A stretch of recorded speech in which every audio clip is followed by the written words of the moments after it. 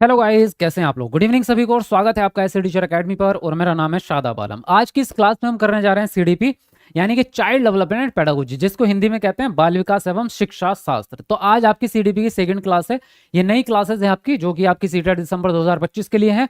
और इसमें हम बिल्कुल बेसिक से तैयारी करवा रहे हैं, यानी सारी चीज़ों को बिल्कुल डाउन जा करके, मतलब एक एक शब्द का मीनिंग समझ करके हम चल रहे हैं। तो पूरा कॉन्सेप्ट भी आप साथ साथ सीख के चल रहे हैं।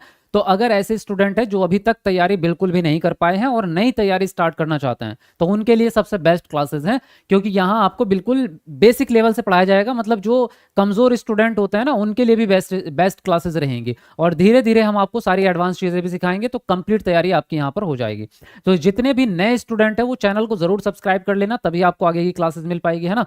तो सब्सक्राइब बटन इधर नीचे होगा, ब्लैक कलर में लिखा होता है, सब्सक्राइब बटन दबाओ। उसके साथ फिर बेल आइकन जो है उसको ऑल पे क्लिक कर लो, ताकि आपको क्लासेस की नोटिफिकेशन भी मिलती रहे और आपकी कोई भी क्लास मिस ना हो। यहाँ पर आपको सीटेट की कंप्लीट तैयारी मिलती है। अगर कोई भी नया स्टूडेंट इसको देख रहा है भाई, तो पूरी कंप्लीट तैयारी आपको यहाँ पर मिलेगी, सारे सब्जेक्ट की मिलेगी। और इसमें आपको कॉन्सेप्ट भी सिखाया जाता है। प्रीवियस ईयर क्वेश्चन पेपर पिछले 10 सालों के आपको सॉल्व करवाए जाएंगे इसी चैनल पर।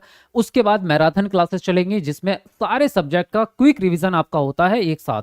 तो बहुत बेस्ट तैयारी होती है, बेस्ट चैनल है। अगर आप सीटेट एग्जाम से रिलेटेड तैयारी कर रहे हैं तो आप फटाफट से चैनल को सब्सक्राइब कर लो। और सीटेट के बाद में आपको UP TET, super TET, KVS, DSSB जितने टीचिंग एग्जाम्स होते हैं उनकी तैयारी भी आपको इस चैनल पर मिल जाएगी। चलिए फिलहाल आज की ये क्लास शुरू करते हैं, हम जबरदस्त तरीके से शुरू करते हैं। हाँ जी, लाइव आ चुके हैं सबके सब जी। गुड इवनिंग सभी को, वालेकुम अस्सलाम, नमस्ते, सत श्री अकाल। एक बार वीडियो को लाइक और कर दो, जरा कमेंट को नीचे करके लाइक बटन दबा दो जल्दी फटाफट से।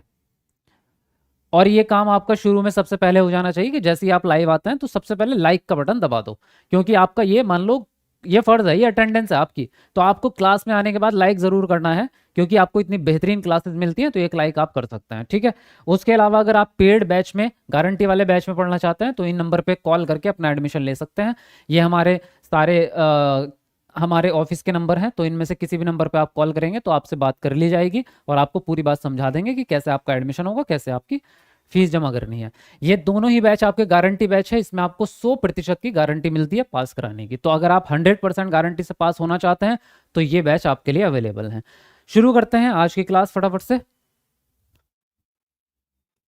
और आज का पहला प्रश्न आप लोगों के सामने आ भी गया है ना। तो आज का पहला प्रश्न है, जब बच्चा फेल होता है तो इसका तात्पर्य है कि, पहला ऑप्शन है बच्चों ने उत्तरों को सही तरीके से याद नहीं किया। दूसरा ऑप्शन है बच्चे को प्राइवेट ट्यूशन लेनी चाहिए थी। तीसरा ऑप्शन है व्यवस्था फेल हुई है। और चौथा ऑप्शन है आपका बच्चा पढ़ाई के लिए योग्य नहीं है। तो क्या आंसर आपको सही लगता है, आप कमेंट में अपना उत्तर देंगे, फिर उसके बाद मैं आपको समझाऊंगा सारी चीजें। तो जल्दी से सब लोग अपना अपना आंसर कमेंट बॉक्स में लिखेंगे।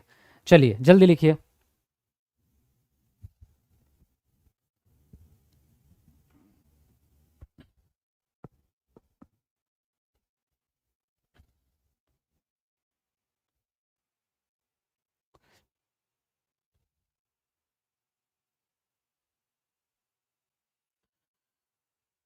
जी, तो यहाँ पर ज्यादातर लोगों का तो आ रहा है सी ऑप्शन, बाकी किसी किसी का ए ऑप्शन भी आ रहा है, एक दो लोगों का।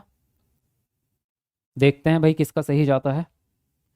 देखिए, तो इसने जब आपसे बोला अगर आपका बच्चा फेल हुआ है, आपके स्कूल में बच्चे बहुत सारे पढ़ते हैं, उनमें से अगर एक भी बच्चा फेल हुआ या बहुत सारे बच्चे फेल हुए, तो इसका मतलब ये बिल्कुल भी नहीं है कि उसने उत्तरों को याद नहीं किया।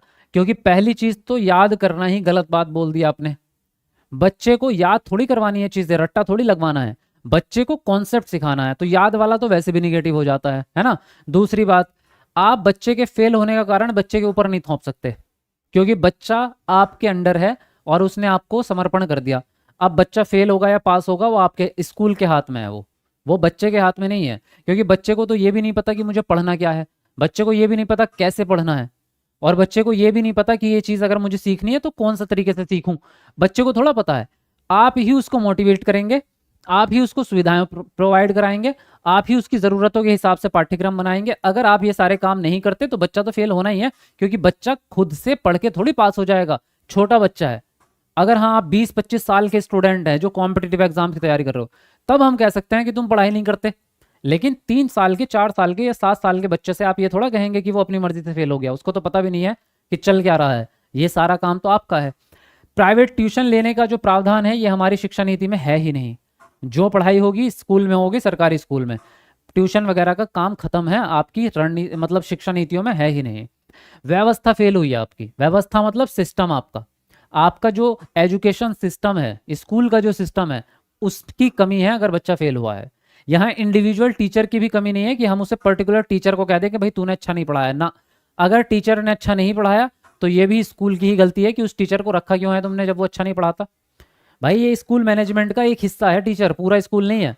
स्कूल मैनेजमेंट में बहुत सारी चीज़ें आएंगी, स्कूल की बिल्डिंग, स्कूल का इंफ्रास्ट्रक्चर बच्चे के अकॉर्डिंग होना चाहिए, स्कूल में बच्चे के बैठने की सुविधा, क्लासरूम में कितनी लाइट आती है, क्लासरूम का डिज़ाइन कैसा है ना, क्लासरूम में जो टीएलएम आता है बच्चों को पढ़ाने के लिए वो कैसा है। तो पूरा स्कूल के सिस्टम की बात है, ना कि किसी इंडिविजुअल एक आदमी की। तो आपका पूरा सिस्टम फेल हुआ है, ये आप कभी भी नहीं कह सकते कि आपका बच्चा पढ़ने योग्य नहीं है, क्योंकि एनसीएफ 2005 कह लो या एनईपी 2020 कह लो, हर नीति ने यह बात बोली है कि बच्चे में सीखने की योग्यता मौजूद है, और वो भी जन्म से ही है। जन्म के साथ ही बच्चा सीखने की योग्यता लेके पैदा हुआ है। हाँ, सभी बच्चों की योग्यताएं अलग अलग होती है, किसी की कम किसी की ज्यादा, और डिफरेंट डिफरेंट तरीके होते हैं सीखने के, है ना। तो आपके बच्चों में अंतर हो सकता है, लेकिन ये नहीं कह सकते आप कि बच्चा सीख ही नहीं सकता। अगर एक तरीके से नहीं सीख रहा तो आपका काम है कि आप उसे दूसरे तरीके से सिखाओ। फिलहाल आंसर आपका तीसरा ऑप्शन यहां पर सही हो जाता है, सिस्टम हैज फेल्ड। क्लियर बात समझ में आ गई। चलिए बढ़ेंगे अगले प्रश्न पर। अगला प्रश्न है, शिक्षण से अधिगम पर बल देने वाला परिवर्तन हो सकता है। पहला ऑप्शन है आपका बाल केंद्रित शिक्षा पद्धति अपनाकर, दूसरा है रटने को प्रोत्साहित करके, तीसरा है अग्र शिक्षण की तकनीक अपनाकर, और फोर्थ है परीक्षा परिणामों पर केंद्रित होकर। तो बताएंगे आप कौन सा ऑप्शन सही जाएगा, लिखेंगे अपना आंसर। लाइक करते रहो यार, इतनी जल्दी लाइक क्यों नहीं कर रहे हो। इतने सारे बच्चे लाइव आ रहे हैं हमारे, और अभी आधे बच्चों ने भी वीडियो लाइक नहीं की। हाँ, तो जल्दी कमेंट को नीचे करो, लाइक बटन दबाओ जल्दी जल्दी।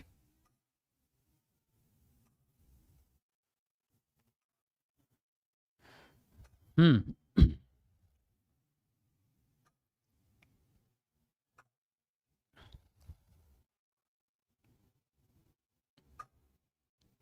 अब देखिए, इसने बोला शिक्षण से अधिगम पर बल देने वाला परिवर्तन, यानी पहले हम टीचिंग को ही सर्वोपरि मानते थे, अब हम सर्वोपरि मान रहे हैं अधिगम को।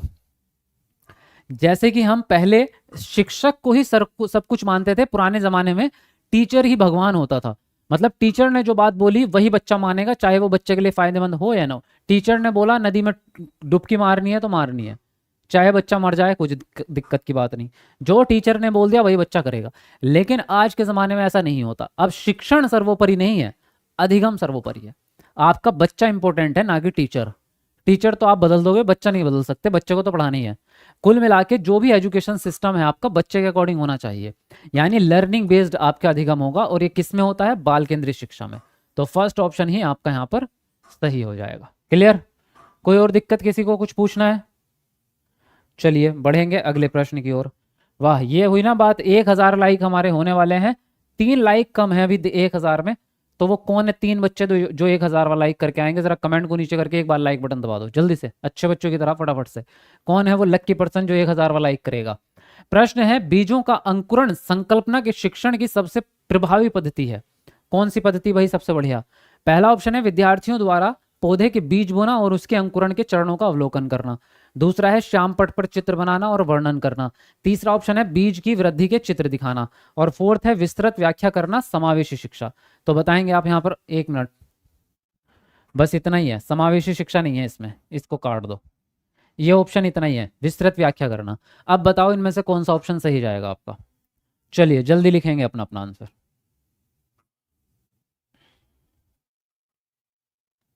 सर मैंने सीटेट का बैच ले लिया है, बजरंगी कुमार, बहुत बढ़िया किया, वेरी गुड। चलिए लिखिए अपना अपना answer. Good evening sir, Aarti Kumari ji good evening.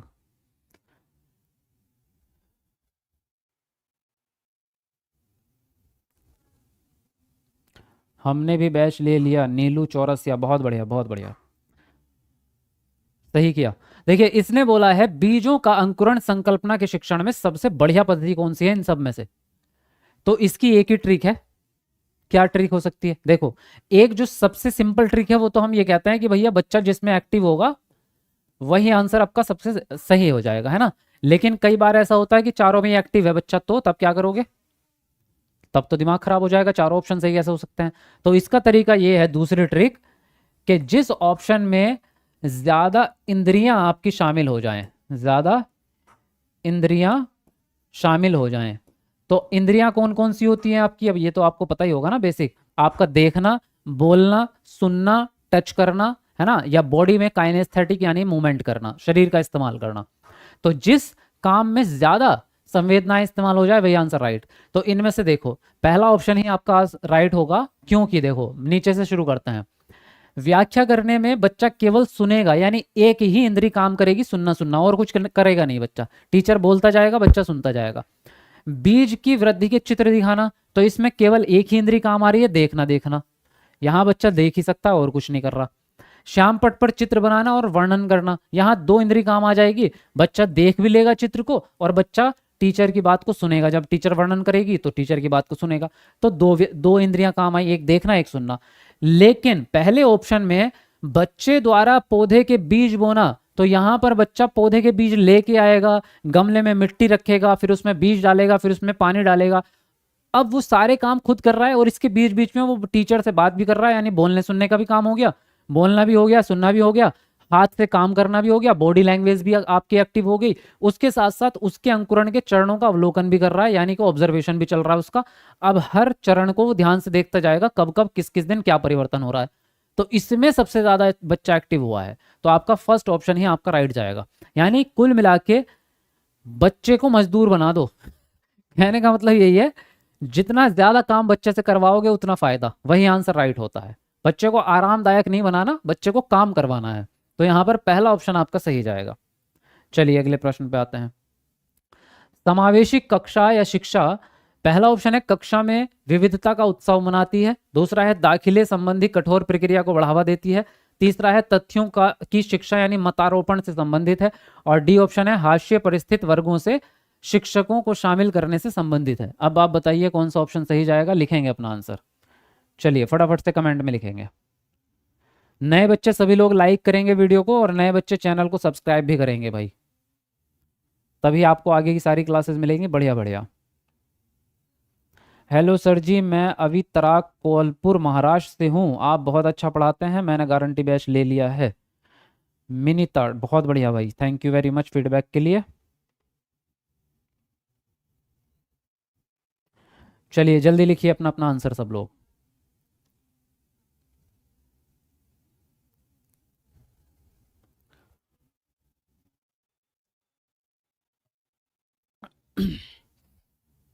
हम्म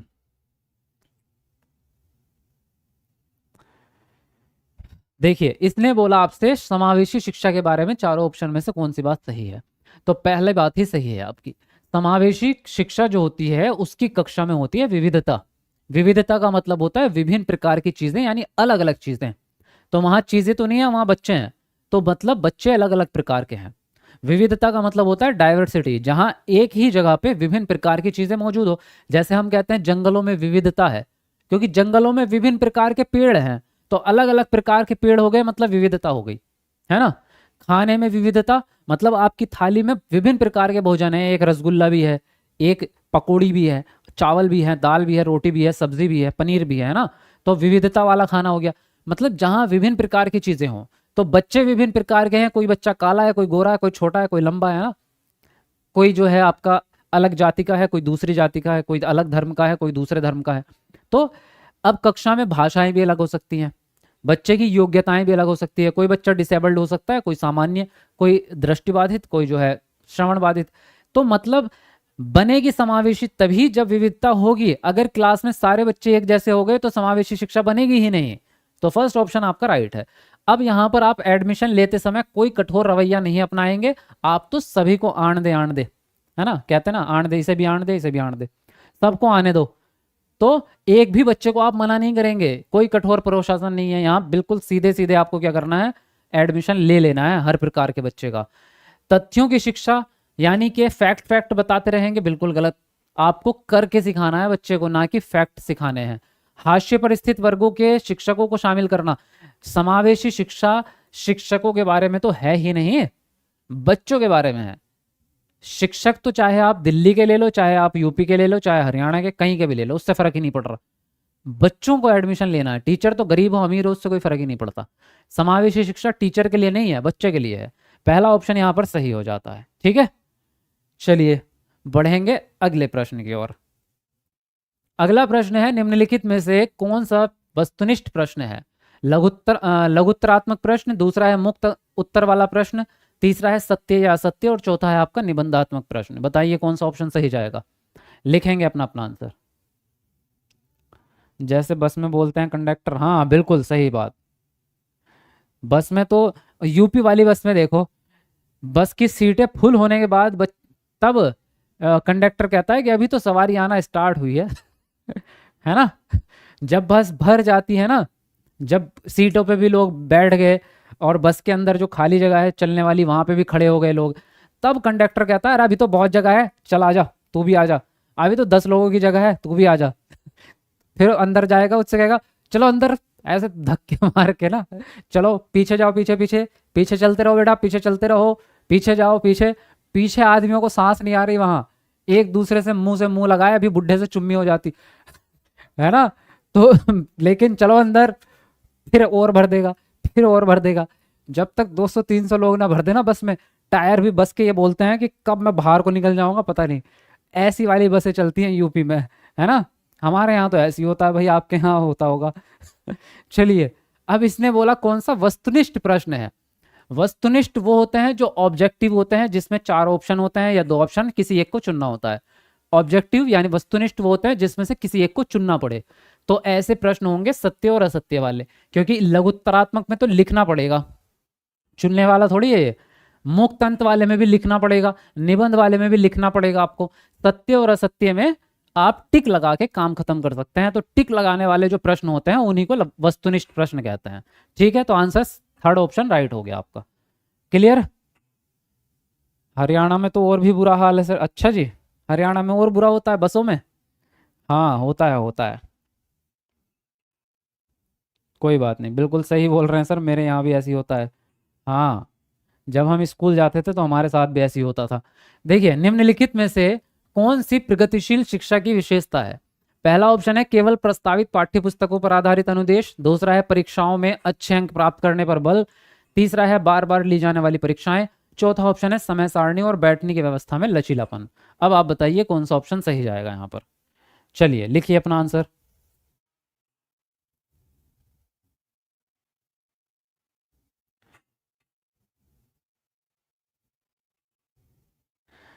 सर जी, आपने पंजाब की पीआरटीसी बस नहीं देखी, यूपी का तो बहुत कम है। अच्छा, शरणदीप कौर, अच्छा मुझे लगता है फिर ये यूनिवर्सल समस्या है पूरे भारत की, है पूरे भारत में यही हाल है। कोई बात नहीं, अब आपकी सरकारी नौकरी लग जाएगी ना, आप अपनी बस चलवा देना प्राइवेट।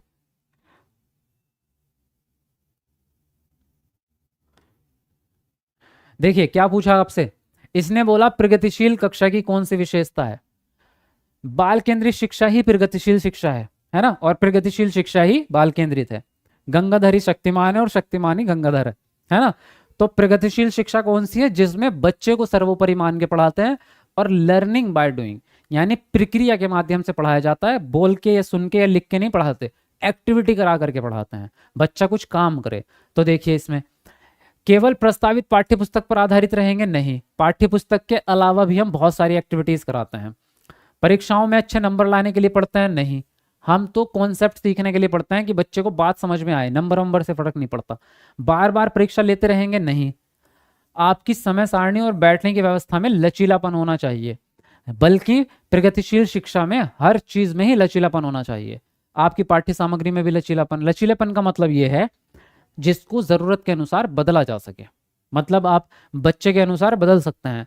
समय सारणी, अगर बच्चा जो है सुबह जल्दी नहीं उठ पा रहे तो आप, अब जाड़ों का मौसम आएगा तो हम क्या करते हैं, स्कूल का समय बढ़ा देंगे, सुबह में 10 बजे से स्कूल चलाएंगे, है ना। और अगर बच्चा जो है 1 घंटा लगातार नहीं पढ़ता तो हम 1 घंटे की जगह 40 मिनट का पीरियड कर देते हैं बच्चों का, करते हैं ना। यानी बच्चे के अकॉर्डिंग हमें लचीलापन करना है। और अगर बच्चे के लिए चैप्टर कठिन है तो उसको हम आसान करते हैं, फिर उसकी कंटेंट को थोड़ा घटाते हैं, तो ये होता है लचीलापन। फोर्थ ऑप्शन आपका सही जाएगा। क्लियर है भाई यहाँ तक की बातें? चलिए, समझ में तो आ रहा है ना भाई? ये बताओ एक बार कमेंट करके, समझ में आ रहा है? कोई दिक्कत तो नहीं है? कैसी लग रही है क्लास, बताओ। नेक्स्ट प्रश्न है, एक शिक्षक प्रश्न पत्र बनाने के बाद यह जांच करता है कि क्या प्रश्न परीक्षण के विशिष्ट उद्देश्यों की परीक्षा ले रहे हैं, तो वह मुख्य रूप से प्रश्न पत्र के किस चीज के बारे में चिंतित है? संपूर्ण विषय वस्तु को शामिल करने के बारे में, या फिर प्रश्नों के प्रकार के बारे में, या विश्वसनीयता के, या फिर वैधता? तो बताएंगे कौन सा ऑप्शन सही जाएगा आपका। लिखिए अपना अपना आंसर। यस सर, आज गए हैं भाई सबके, बहुत बढ़िया। इस बार पेपर ऑनलाइन होगा क्या? नहीं नहीं, ऑफलाइन होगा। मैंने भी ले लिया बैच, फिजा खान, बहुत बढ़िया किया। चलिए, सभी लोग ले लो भाई बैच, है ना? जिसने भी नहीं लिया है, देखो आप, मुझे तो लगता है काफ़ी सभी बच्चों ने ले लिया है, लेकिन अगर कोई भी बच्चे ऐसे हैं जिन्होंने अभी तक नहीं लिया, तो आप बैच ले लेना, क्योंकि आपका एग्ज़ाम पास कराना बहुत ज़रूरी है।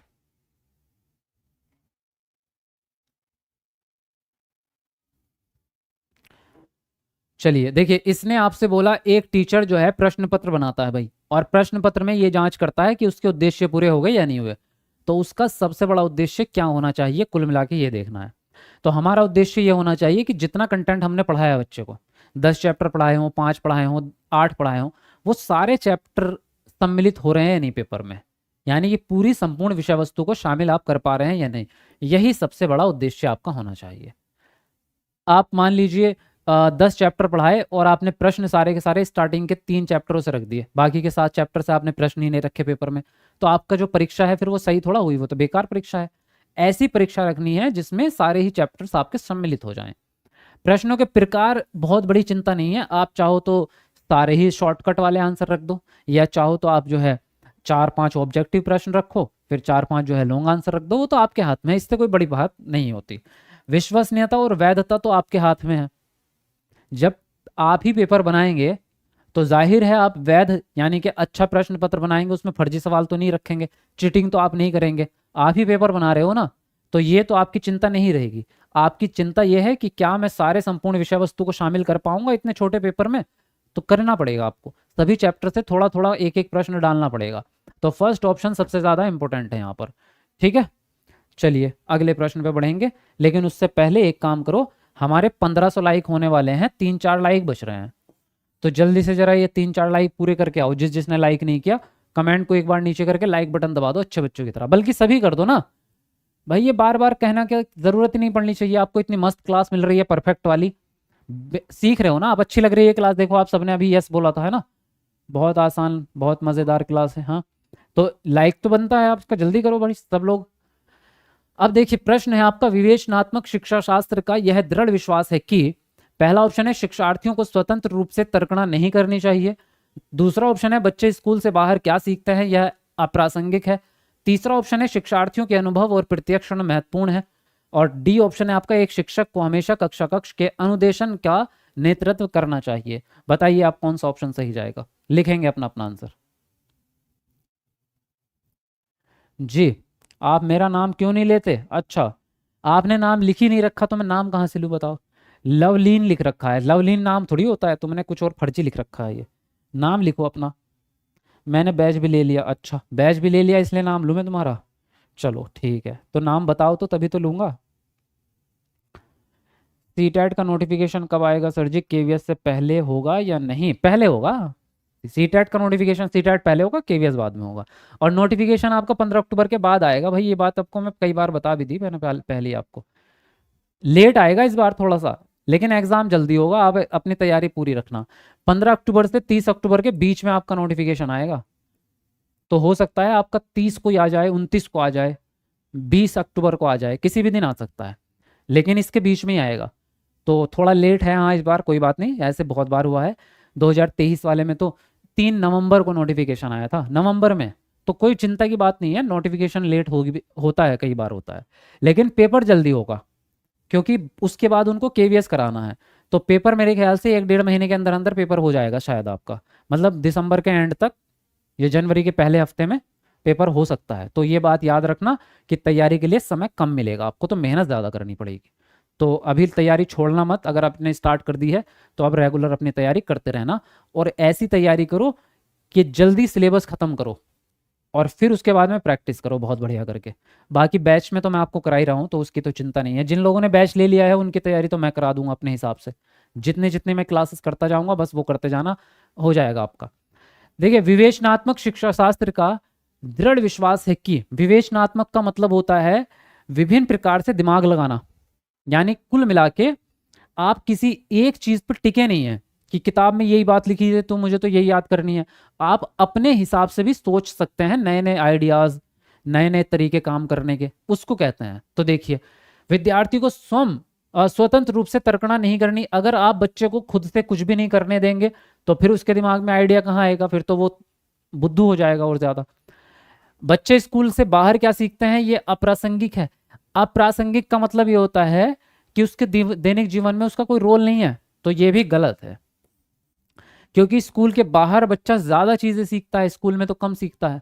स्कूल में तो 5-6 घंटे है, वो तो घर पे तो 18 घंटे है समाज में। तो स्कूल के बाहर वो 1000 चीजें सीखता है, स्कूल में सब कुछ थोड़ा सीखेगा। शिक्षार्थी के अनुभव और प्रत्यक्षण महत्वपूर्ण होते हैं, ये बात सही है।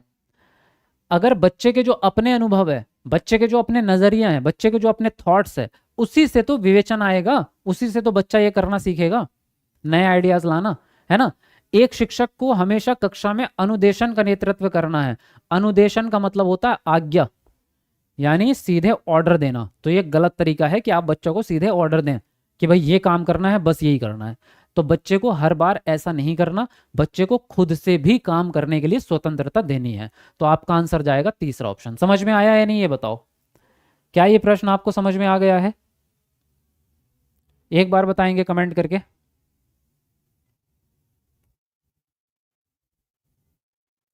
चलिए बाकी हम बढ़ते हैं अगले प्रश्न की ओर। प्रश्न है आपका, विद्यालय आधारित आकलन मुख्य रूप से किस सिद्धांत पर आधारित है? तो पहला ऑप्शन है, बाह्य परीक्षकों की अपेक्षा शिक्षक अपने शिक्षार्थियों की क्षमताओं को बेहतर जानते हैं। दूसरा है, किसी भी कीमत पर विद्यार्थियों को अच्छे ग्रेड मिलने चाहिए। तीसरा ऑप्शन है, विद्यालय बाह्य परीक्षा निकायों की अपेक्षा ज्यादा सक्षम है। और फोर्थ है, आकलन बहुत किफायती होना चाहिए। बताएंगे आप कौन सा ऑप्शन सही जाएगा, लिखेंगे अपना अपना आंसर। चलिए, सबका यस आया है, इसका मतलब बढ़िया क्लास चल रही है, समझ में आ रहा है आपको, बहुत बढ़िया। सर पक्का आएगा ना, क्योंकि हर कोई मना कर रहा है, कि बोल रहा है कि अब की बार नहीं होगा। हर कोई नहीं कर रहा, पहली बात तो ये कुछ निगेटिव लोग होते ही हैं जिनका काम मैं फिर कुछ बोल दूंगा। इन लोगों के जब व्यूज नहीं आते ना चैनल पे, तो ये यही काम करते हैं बच्चों को डराने का, कि आज ये नई खबर आ गई, लो देख लो सीटेट नहीं होगा, लो देख लो सीटेट के लिए तो हमें जो है क्या करना पड़ेगा, अपना खून देना पड़ेगा। आ जाओ सड़क पे निकल के डंडे खाएंगे पुलिस के, तब सीटेट आएगा। बकवास है चीजें। आज तक सीबीएसई ने न किसी की बाहर वालों की सुनी इस मामले में, कि अगर पेपर लीक की भी खबर आ जाए ना, सीबीएसई उसको भी एक्सेप्ट नहीं करता। मैं नहीं हुआ, बात खत्म, तुम चाहे कितना ही चिल्ला लो, कितना ही कुछ कर लो। तो ये लोग, इनका चैनल पे जब व्यूज नहीं आ रहे होते तो बच्चों को गुमराह करते हैं, फिर डराते हैं बच्चों को। ये फंडे हैं और कुछ नहीं है। बाकी सीबीएसई ने कहा आपसे कि नहीं होगा, फालतू ड्रामे कर रहे हैं। सीबीएसई गर्दन पे खुद तलवार लटकी हुई है, सुप्रीम कोर्ट ने कह दिया केवीएस कराओ जल्दी से जल्दी। आपको पता है ना, ऑफिशियली ट्विटर पे जो बात आई है वो तो मानोगे या इनकी मानोगे? भाई ऑफिशियली ट्विटर पे है कि केवीएस की स्पेशल एजुकेटर की वैकेंसी के पद भी बढ़ा दिए उन्होंने। पहले 783 थे, अब 1000 कर दिए, क्योंकि केवीएस होगा, कंपलसरी है। और केवीएस होगा तो सीटेट होना कंपलसरी है, क्योंकि सीटेट भी सीबीएसई कराता है। तो पहले सीटेट होगा फिर केवीएस होगा। तो आप चिंता मत करो, सीटेट आएगा आपका, आप पढ़ाई जारी रखो, ठीक है। इधर उधर की बातें मत सुनो। ये लोग फालतू में निगेटिविटी फैलाते रहते हैं, बच्चों को और डरा रखा है। मैं तो एक दिन सोच भी रहा था इस पे वीडियो बनाऊं, फिर मैंने सोचा क्यों ही दिमाग खराब करना, जो कर रहा है करने दो उसको, ठीक है। आप अपनी चिंता मत करो, आप पढ़ाई करते रहो, बाकी हम देख लेंगे, ठीक है। और अगर नहीं ऐसा कुछ ज़रूरत पड़ी तो खुद सीबीएसई में चला जाऊंगा, बस मैं खुद जाऊंगा, अपना जाके बात कर लेंगे। देखिए, विद्यालय आधारित आकलन मुख्य रूप से किस सिद्धांत पर आधारित है? विद्यालय आधारित आकलन होता क्या है? ऐसे परीक्षाएं जो स्कूल में होती हैं, कक्षा 9 तक की परीक्षाएं सारी स्कूल में ही होती हैं। बोर्ड हाई स्कूल में आप दूसरे स्कूल में जाते हैं पेपर देने, तो विद्यालय आधारित सारे वो एग्जाम, सारे वो टेस्ट जो स्कूल में हो रहे हैं। तो अब हमने कक्षा 10 से पहले बोर्ड की परीक्षा क्यों नहीं रखी, हम विद्यालय आधारित आकलन क्यों करते हैं, ये पूछ रहा है आपसे। तो वो इसलिए करते हैं ताकि वो टीचर, वो बच्चे आपस में एक दूसरे को जानते हैं, तो बच्चा अपने माहौल में अच्छी परफॉर्मेंस कर सकता है। और टीचर को यह भी पता रहता है कि मैंने कितनी चीज बच्चे को पढ़ाई है, तो उसी में से मुझे परीक्षा लेनी है। तो बच्चे को टीचर जानता है, टीचर बच्चे को जानता है। और दूसरी बात, जब आप अपने ही स्कूल में रहते हैं तो डर नहीं लगता आपको, आप अच्छी परीक्षा देंगे। लेकिन जब आप दूसरे स्कूल में पेपर देने जाते हैं तो आपको घबराहट होती है। तो छोटे बच्चे को इसलिए हम दूसरे स्कूल में नहीं भेजते। तो ये है वजह असली। अब देखिए, बाह्य शिक्षकों की अपेक्षा शिक्षक अपने विद्यार्थी को बेहतर जानते हैं। जो मैं आपको बात समझा रहा था वही कह दी देखिए इसने, है ना, वही बोली है। तो इसीलिए हम विद्यालय आधारित आकलन करते हैं। किसी भी कीमत पर विद्यार्थी को अच्छे ग्रेड मिलने चाहिए, इसलिए हम विद्यालय आधारित कर रहे हैं? नहीं, हम तो वैसे भी ग्रेड को गलत मानते हैं। हम तो ग्रेड नंबर लाने के ऊपर ज्यादा टिकते भी नहीं है, हम तो कॉन्सेप्ट वाइज चलते हैं। विद्यालय बाह्य परीक्षा निकायों से ज्यादा सक्षम है, यानी कि विद्यालय के पास ज्यादा अच्छी टेक्नोलॉजी है परीक्षा लेने की, दूसरे स्कूल के पास नहीं थी इसलिए ले रहे हैं, ऐसी कोई बात नहीं थी। और परीक्षा को सस्ती करने के लिए यानी पैसे बचाने के लिए आप जो है स्कूल में आकलन कर रहे हो? नहीं ना, ऐसा भी नहीं है। असली मुद्दा यही है कि टीचर बच्चों को अच्छा जानता है और टीचर उन बच्चों की परीक्षा अच्छे से ले सकता है। तो फर्स्ट ऑप्शन आपका राइट जाएगा। क्लियर है ना बात यहां तक की? चलो जी आगे बढ़ेंगे। बहुत इंपॉर्टेंट प्रश्न करा रहा हूं आपको। ये प्रश्न आपने अगर कर लिए ना लगातार तगड़े, रोज अगर आप लाइव क्लास में आ गए ना, तो 30 में से 30 की गारंटी तो नहीं देता, 29 तो आएंगे आपके। क्योंकि एक दो तो आप गलत कर देंगे, वो मुझे पता है। कितने भी महारथी बन जाएं, वो 100 में से एक ही बच्चा होता है जो 30 के 30 ही सही कर देता है। लेकिन मेजोरिटी में 30 में से 29 तो आप सही करोगे, ये तो मैं कह रहा हूं आप। और 30 में से 29 लाना अपने आप में महारत हासिल करना ही होता है। तो 30 में से 29 तो लाओगे आप, ये बात की गारंटी है। देखिए, शिक्षार्थी व्यक्तिगत विभिन्नता प्रदर्शन करते हैं, अतः शिक्षक सीखने के विविध अनुभवों को उपलब्ध कराना चाहिए। दूसरा है कठोर अनुशासन सुनिश्चित करना चाहिए। तीसरा ऑप्शन है परीक्षाओं की संख्या बढ़ा देनी चाहिए। और डी ऑप्शन है अधिगम की एक समान गति पर बल देना चाहिए। बताएंगे आप कमेंट करके कौन सा ऑप्शन सही जाएगा। चलो लिखो जल्दी जल्दी। सर जी हम भी स्पेशल एजुकेटर हैं फतेहपुर यूपी से। अच्छा, तो आपको भी सीटेट देना पड़ रहा है क्या बाद में? स्पेशल एजुकेशन वालों को थोड़ी देना था।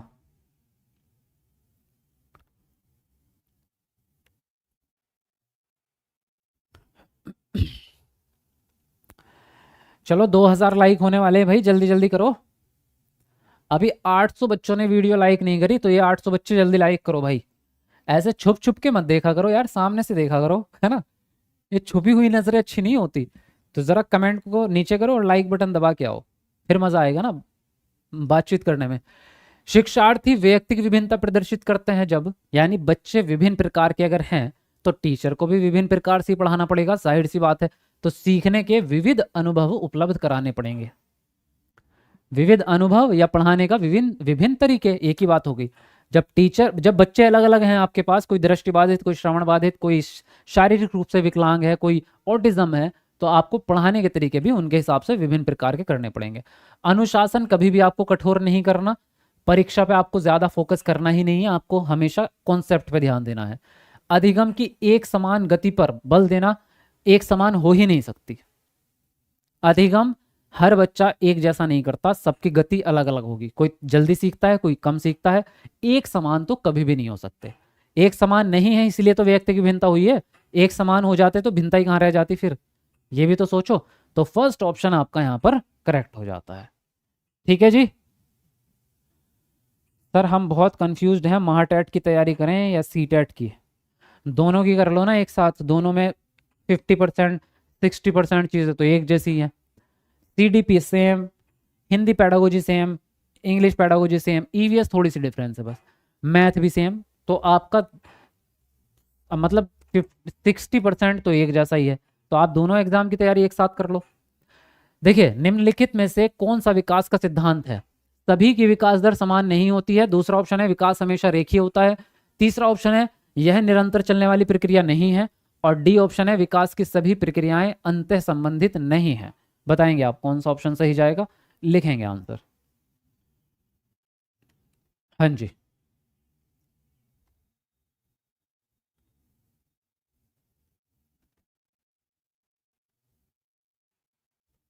सर जी हमारे यहाँ रेगुलेशन वाली प्रक्रिया चल रही है, जिसमें टेट अथवा सी टेट। अच्छा मैं समझ गया, यूपी में जो टेट सी टेट पास करना कंपलसरी हुआ है, उसी की बात कर रहे हो ना? तो मुझे लगता था कि स्पेशल एजुकेटर को नहीं करना पड़ेगा, लेकिन शायद उनको भी करवा रहे हैं। चलो कोई बात नहीं। क्या बात है, हमारे 2000 लाइक, क्या बात, ये होती है ना फेवरेट बच्चों की बात। लेकिन इसमें अभी एक लाइक कम है, 1999 लाइक है।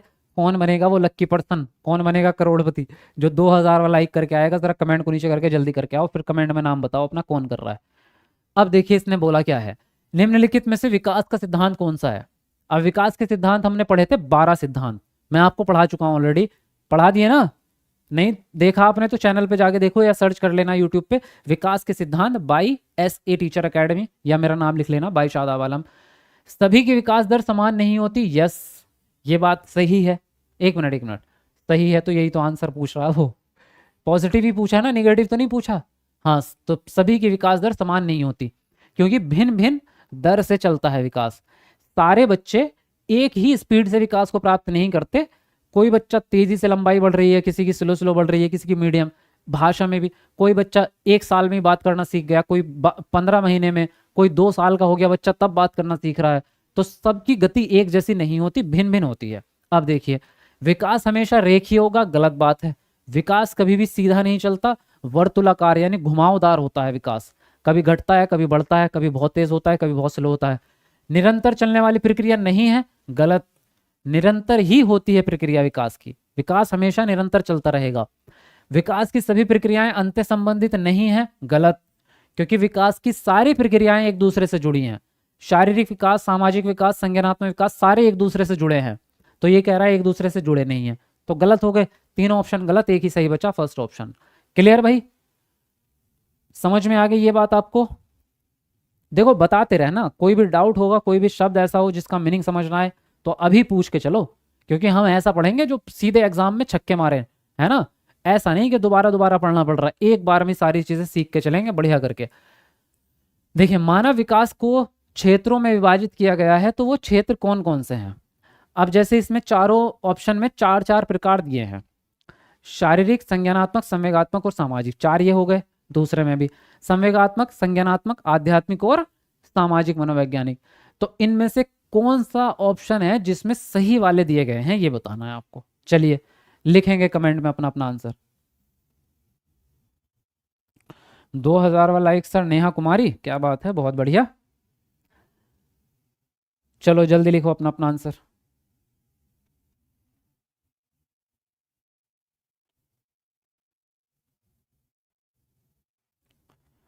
अल्हम्दुलिल्लाह, नाइस, आज सारे क्वेश्चन सही हो रहे हैं। माय आइडियल टीचर, ये सब आपकी देन है। अच्छा चलिए, थैंक यू। फेवरेट टीचर के फेवरेट बच्चे, हाँ ये हुई ना बात। तुम लोग मेरे फेवरेट हो, ये इसमें कोई झुटला नहीं सकता इस बात को। देखिए, इसने बोला है आपसे मानव विकास के क्षेत्र 4 होते हैं, ये बात तो पक्की है, और 4 मुख्य होते हैं। वैसे तो और बहुत सारे हैं, मुख्य कौन कौन से हैं? शारीरिक, संज्ञानात्मक, संवेगात्मक और सामाजिक। पहला ही ऑप्शन आपका सही है। देखो, आध्यात्मिक होता ही नहीं है, मनोवैज्ञानिक भी नहीं होता है, और यहाँ आध्यात्मिक नहीं होता है। अब ये 4 ही क्यों हैं? क्योंकि ये मेजर हैं, यही आपके मेन डेवलपमेंट होते हैं। बाकी के जो होते हैं ना, जैसे संज्ञा वो होता है नैतिक विकास, भाषा विकास, गतिक विकास, ये सारे इन्हीं के अंदर से निकले हैं। मेजर यही है, मतलब मुख्य वाले यही हैं। मुख्य 4 ही प्रकार हैं विकास के। अब इनको याद कैसे रखेंगे, इसकी एक ट्रिक है। देखो, शारीरिक विकास को हम क्या कहते हैं इंग्लिश में? Physical development. संज्ञानात्मक विकास को कॉग्निटिव डेवलपमेंट, है ना? संवेगात्मक को इमोशनल डेवलपमेंट, और सामाजिक को सोशल डेवलपमेंट। तो इसको थोड़ा सा अरेंज में कर देता हूं। इसको हम क्या करते हैं? PCS। PCS का एग्जाम होता है एक, याद है आपको? और E4 एग्जाम, E4 एग्जाम। तो ये आप चारों याद रख लो, PCS एग्जाम, तो आपको चारों याद रह जाएंगे। फिजिकल डेवलपमेंट, कॉग्निटिव डेवलपमेंट, यहाँ से आ जाएगा सामाजिक सोशल डेवलपमेंट, यहाँ इमोशनल डेवलपमेंट। चारों के चारों याद है आपको, बस इससे याद रख लेना। आया मजा? चलिए आगे बढ़ेंगे। आगे है, एक शिक्षिका पाठ्य वस्तु और फल सब्जियों के कुछ चित्रों का प्रयोग करती है और अपने विद्यार्थियों से चर्चा करती है। विद्यार्थी इस जानकारी को अपने पूर्व ज्ञान से जोड़ते हैं और पोषण की संकल्पना को सीखते हैं। यह उपागम किस पर आधारित है? पहला ऑप्शन है अधिगम के शास्त्रीय अनुबंधन पर, दूसरा है पुनर्बलन के सिद्धांत पर, तीसरा है अधिगम के सक्रिय अनुबंधन पर, और डी ऑप्शन है ज्ञान के निर्माण पर। अब आप बताएंगे कमेंट करके कौन सा ऑप्शन सही जाएगा। चलिए लिखिए अपना अपना आंसर। एक नंबर, एक नंबर ट्रिक, बहुत बढ़िया। चलो, वाह सर जी, नाइस ट्रिक। हाँ, ऐसे ही मैं आपको बताता रहूंगा, टेंशन ना लो। ट्रिक ट्रिक बताने में तो मैं माहिर हूँ। मैंने बहुत सारी चीज़ों की ट्रिक बनाई है आपके लिए। आप बस रेगुलर पढ़ाई करते रहो, आपका एग्ज़ाम मैं निकलवाऊंगा ज़रूर, टेंशन की बात नहीं है।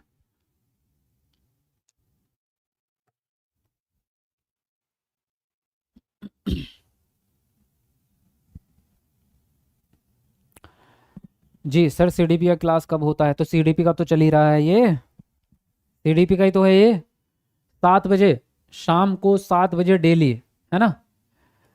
चले आना 7 बजे पान की दुकान पे। अमिताभ बच्चन का गाना है ना, चले आना पान की दुकान पे। 3:30 बजे होता है वो वैसे, लेकिन आप 7 बजे याद रखो। चले आना पान की दुकान पे शाम को 7 बजे।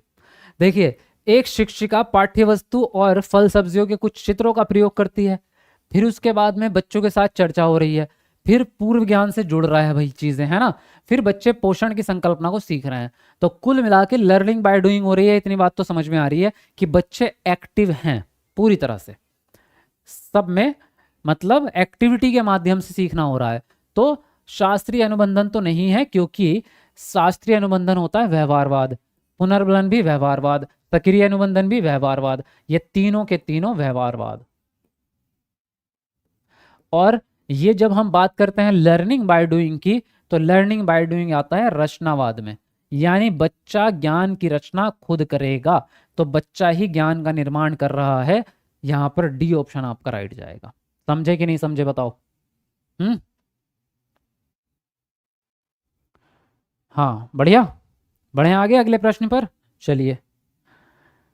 ऐसे ही मौज होगी तुम्हारी, ऐसे ही मजे मजे में सारी चीजें सीख जाओगे, टेंशन की कोई बात नहीं है। देखिए, जब बच्चे की दादी उसकी माँ से जब बच्चे की दादी उसे उसकी माँ की गोद से लेती है तो बच्चा रोने लगता है। तो बच्चा क्यों रोता है भाई, उसका कारण बताना है। सामाजिक दुश्चिंता के कारण रोता है, या संवेगात्मक दुश्चिंता के कारण, या अजनबी दुश्चिंता, या वियोग दुश्चिंता। अब आप बताइए कौन सा ऑप्शन सही होगा। चलिए लिखेंगे अपना अपना आंसर। बहुत बढ़िया लिख रहे हो, काफी अच्छे आंसर आने लगे आप लोगों के। जी sir, CDP Hindi SST pedagogy के क्वेश्चन सॉल्व करने वाले टैगवर्ड्स ट्रिक बनाइए, यूट्यूब पर बहुत हेल्प होगा। अच्छा, ठीक है, बना दूंगा, कोई दिक्कत की बात नहीं है। टैगवर्ड्स बनाने हैं ना नए वाले, ठीक है बना दूंगा। कौन कौन चाहता है भाई टैगवर्ड बनाने हैं, बताओ जरा कमेंट में बताओ, कौन कौन चाहता है कि टैगवर्ड बनाए। देखिए, अब आपसे क्या पूछा है इस प्रश्न में कि जब बच्चे को दादी जो है उसकी माँ से ले लेती है, या चलो दादी के अलावा कोई और भी ले ले, है ना। बच्चा जब माँ के गोद में होता है तो रोता नहीं है, वो आराम से सोता है। लेकिन अगर उसको जो है उसका चाचा या कोई ताऊ जी बाहर के आके उसको ले लेंगे तो वो बच्चा तुरंत रोने लगता है। तो क्या वो डर के मारे रो रहा है कि उस ताऊ जी की शक्ल जो है वो थोड़ी बड़ी डरावनी सी थी इसलिए रोने लग गया? नहीं। क्यों रो रहा है? सामाजिक दुश्चिंता है कि वो सामाजिक आदमी नहीं है जिसके पास वो ले गया, नहीं है। ये दिक्कत है संवेग की, इमोशनल अटैचमेंट। क्योंकि बच्चे को होता है माँ से इमोशनल अटैचमेंट, इसीलिए वो उसके पास सेफ महसूस करता है। चाहे वो 1 ही महीने का बच्चा होगा ना, उसे कुछ भी ना पता हो दुनिया के बारे में, फिर भी एक इमोशंस जुड़ा होता है नेचुरली, कि बच्चा माँ के पास जब रहेगा ना, माँ का जो टच होता है वो उसको सेफ फील कराता है। तो इसलिए बच्चा वहां नहीं रोता, और कोई और लेगा तो रोने लग जाएगा। और ये इमोशनल टच पैदा होने से पहले ही बन जाता है। क्योंकि बच्चे की, जब बच्चा माँ के पेट में होता है तो उसकी धड़कन जो होती है ना माँ की, वो बिल्कुल उसकी धड़कन को सुनता है, और उसकी धड़कन से उसका एक कनेक्शन बन जाता है। आपने एक चीज़ और नोटिस की होगी कि जब भी बच्चे को गोद में लिया जाता है तो लेफ्ट साइड में लिया जाता है। कभी नोटिस की ये बात? अगर उसको ऐसे पकड़ेंगे नीचे तब भी उसकी गर्दन लेफ्ट साइड होती है, अगर उसको कंधे से लगाते हैं तो लेफ्ट साइड लगाते हैं। कुछ लोग होते हैं जो उल्टे हाथ वाले होते हैं, वो ऐसे भी कर लेते हैं। क्या कह रहे हो? ये आपकी कमेंट रुक जाओ, भी पढ़ूंगा। तो लेकिन ज्यादातर माँ हमेशा लेफ्ट साइड में, क्योंकि लेफ्ट साइड में होता है दिल, और दिल की धड़कन से बच्चे को मिलती है शांति। तो ये भी एक है। चलिए फिलहाल आपका सेकंड ऑप्शन यहाँ पर राइट हो जाएगा। चलिए बढ़ेंगे अगले प्रश्न की ओर। अगला प्रश्न है, शिक्षा के संदर्भ में सामाजिकरण से क्या तात्पर्य है? पहला ऑप्शन है अपने सामाजिक मानदंड बनाना, दूसरा है समाज में बड़ों का सम्मान करना, तीसरा ऑप्शन है सामाजिक वातावरण में अनुकूलन और समायोजन, और डी ऑप्शन है सामाजिक मापदंडों का सदैव अनुपालन करना। बताएंगे आप कौन सा ऑप्शन सही होगा? चलिए लिखिए अपना अपना आंसर। हाँ, तुम लोग मेरी बातों पे हंसते क्यों हो? क्योंकि मुझे माता के बारे में भी पता है इसलिए? है, बच्चे वाली ही जाने, हमें क्या पता। हाँ, ये होते हैं ठेठ आदमी जो गांव के, वो भी यूपी बिहार वाले ठेठ जो होते हैं ना, बिल्कुल। मैंने देखे हैं ना, ये होते हैं, ये ऐसे लोग हैं कि अगर मम्मी को बाथरूम भी जाना है ना, माता को, बच्चे की माता को, और वो कहे अपने पति से कि भाई थोड़ी 5 मिनट के लिए से पकड़ ले, मैं जरा बाथरूम से होके आ जाऊं, तो तब भी ये इतने हरामी है, ये बोलेंगे बच्चे पकड़ना मेरा काम है। आदमी तू है, मैं आदमी हूँ, या तू औरत है, क्या है मतलब, किसका काम है ये? तो वो लोग हैं, ये वही वाला था ये, कि बच्चे वाली जाने हमें क्या। बच्चे के चड्डी नहीं पहनी होगी ना बच्चे ने, और पूरे गांव में नंगा घूम रहा होगा, तब भी ये बोलेंगे बच्चे वाली जाने हमें क्या। वही देखेगी भैया इसको जो भी करना है। बस तेरी भी तो औलाद है, पैदा तो तूने ही किया है, तू नहीं देख सकता थोड़ी देर? और बच्चों से यार इतना प्यार होना चाहिए। इसमें भी क्या शर्म कि आप अपने बच्चे को गोद में नहीं ले सकते? फिर तो मतलब बेकार ही है वो बात, आपका जीवन ही व्यर्थ है अगर आप अपने बच्चों को गोद में नहीं ले सकते। यार अपने बच्चों से कम इमोशनल अटैचमेंट तो रखो, इतना तो रखो कि बड़े होके वो आपसे बात कर सके, वरना वो भी बड़े होके लात ही मारेगा तुम्हें। अब देखिए, सामाजिकरण का क्या तात्पर्य है भाई? सामाजिकरण का मतलब होता है आज समाज में रहना सीखना, कुल मिला के कि आप समाज में रहना सीख जाएं, वहां के तौर तरीके के साथ आप एडजस्टमेंट होना सीख जाएं, तो इसको हम कहते हैं सामाजिक वातावरण में अनुकूलन और समायोजन। अब देखिए बाकी ऑप्शन देखिए। अपने सामाजिक मापदंड बनाना, तो क्या अपने नियम बनाओगे आप? समाज में रहने की अपनी परंपराएं बना लोगे आप नहीं बना सकते ना। जो पहले से बनी हुई है उन्हीं को मानना पड़ेगा आपको। जो आपके माता पिता ने बनाई है, पूर्वजों ने बनाई है, पूरे समाज ने बनाई है, वही मानोगे आप। आप कहो कि मैं तो बच्चे पहले पैदा करूंगा, शादी करूंगा अगले साल, तो तुम्हें इतने जूते पड़ेंगे ना। तुम नहीं बना सकते ना अपनी परंपरा, है ना? या तुम कहोगे कि मेरे पिताजी मेरे पैर छुएंगे आज से, मैं तो नहीं छुआ पिताजी के, करके दिखाओ। मापदंड बदल दोगे क्या? तुम नहीं बदल सकते ना, जो चल रहा है उसी को मानना पड़ेगा आपको, है ना? समाज में बड़ों का सम्मान करना, तो केवल सम्मान कर लेना ही सामाजिकरण नहीं है कि आप सबका सम्मान करते हैं बस। उसमें हजार चीजें और आएंगी। छोटों से कैसे बात करनी है, कोई आदमी खराब है तो उससे बच के भी रहना है आपको। ऐसा नहीं कि सबका ही सम्मान करे फिर रहे, है ना? कोई आपको थप्पड़ मार रहा है और आपको सम्मान ही करे फिर रहे आप उसका, तो आपको केवल सम्मान करना ही सामाजिकरण नहीं हो जाएगा। और ये तो सबसे बड़ी गलतफहमी हो जाएगी आपके लिए कि आप सामाजिक नियमों का सदैव अनुपालन करें। आपको ये सिखा दिया कि भैया समाज में किसी से लड़ाई नहीं करनी, और कोई आपका बटुआ चुरा के भाग गया, आप कह रहे हैं कोई बात नहीं लड़ाई नहीं करनी। किसी ने सामने से आपको थप्पड़ बजा दिया, आप कह रहे ले इस वाले गाल पे भी मार ले। ये थोड़ी सामाजिकरण है कि सदैव ही पालन करे फिर रहे हैं, सदैव ही पालन करे फिर रहे हैं, ऐसा थोड़ी होगा, है ना? कुछ जगहें ऐसी हैं जहां सामाजिक नियम भूल के सबक भी सिखाना पड़ता है किसी को। तो ये आपको तभी हम कहते हैं कि हमें समायोजन करना सीखना है, एडजस्ट होना सीखना है, पूरी तरह से नहीं पालन करना। ये सब चीजें मानने लग गए आप, आपको बचाव भी करना है अपना। तो यहां पर फिलहाल थर्ड ऑप्शन आपका सही चला जाएगा। क्लियर? चलिए जी आगे बढ़ेंगे अगले प्रश्न पर। अगला प्रश्न है, राज्य स्तर की एक एकल गायन प्रतियोगिता यानी सिंगिंग वाली गायन प्रतियोगिता के लिए विद्यार्थियों को तैयार करते समय एक विद्यालय लड़कियों को वरीयता देता है, तो यह दर्शाता है क्या? वैश्विक प्रवृत्तियां, या फिर प्रयोजनात्मक उपागम, या प्रगतिशील चिंतन, या लैंगिक पूर्वाग्रह? तो क्या ऑप्शन सही जाएगा? कमेंट में लिखो जल्दी से, फटाफट सब लोग अपना अपना आंसर लिखेंगे। लाइक भी करते रहो भाई, जितने हमारे साथ जुड़ रहे हैं लाइव बच्चे। देखो अभी 500 बच्चों ने वीडियो लाइक नहीं की है, अभी तक हमारे 3000 लाइक हो जाने चाहिए थे लेकिन अभी नहीं हुए। तो जल्दी जल्दी लाइक करो सब लोग तक, ताकि हमारे 3000 लाइक कंप्लीट हो जाएं। फटाफट से कर दो अच्छे बच्चों की तरह। और टाइम भी आप याद रखेंगे, आपको 7 बजे डेली लाइव आना है, शाम 7 बजे, ठीक है। लाइव आना है daily S a teacher academy पर, तभी आपका सीटेट निकल पाएगा बढ़िया नंबरों से जब आप रेगुलर पढ़ाई करेंगे। रोज आपको लाइव आना है शाम को 7 बजे। आज मजा आ रहा है क्लास में, रोज आएगा मजा, टेंशन ना लो, आप रेगुलर आते रहो क्लास में, रोज ही मजे आएंगे आपको। देखिए इसने बोला आप जब एक प्रतियोगिता हो रही है स्कूलों के बीच में, तो स्कूल केवल लड़कियों को ही आगे बढ़ावा दे रहा है, लड़कों को नहीं बढ़ावा दे रहा। तो इसका मतलब रूढ़िवादिता है भाई साहब, भेदभाव कर दिया आपने लिंग के आधार पे। तो क्या है, लैंगिक पूर्वाग्रह है ये। क्योंकि स्कूल ये मानता है कि गाने में लड़कियां अच्छी हो सकती हैं, लड़के तो गाएंगे तो फटे बांस जैसे, है ना।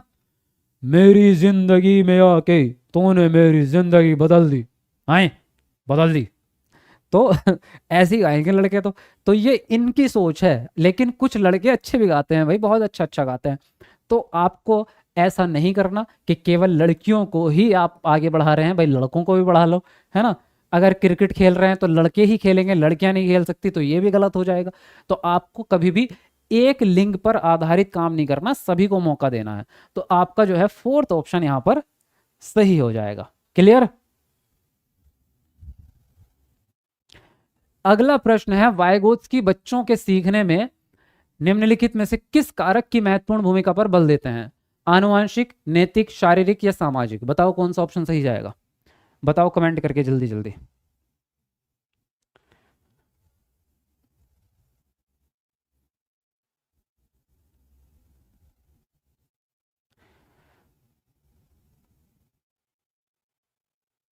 चलो बहुत बढ़िया, क्या बात है। हम्म।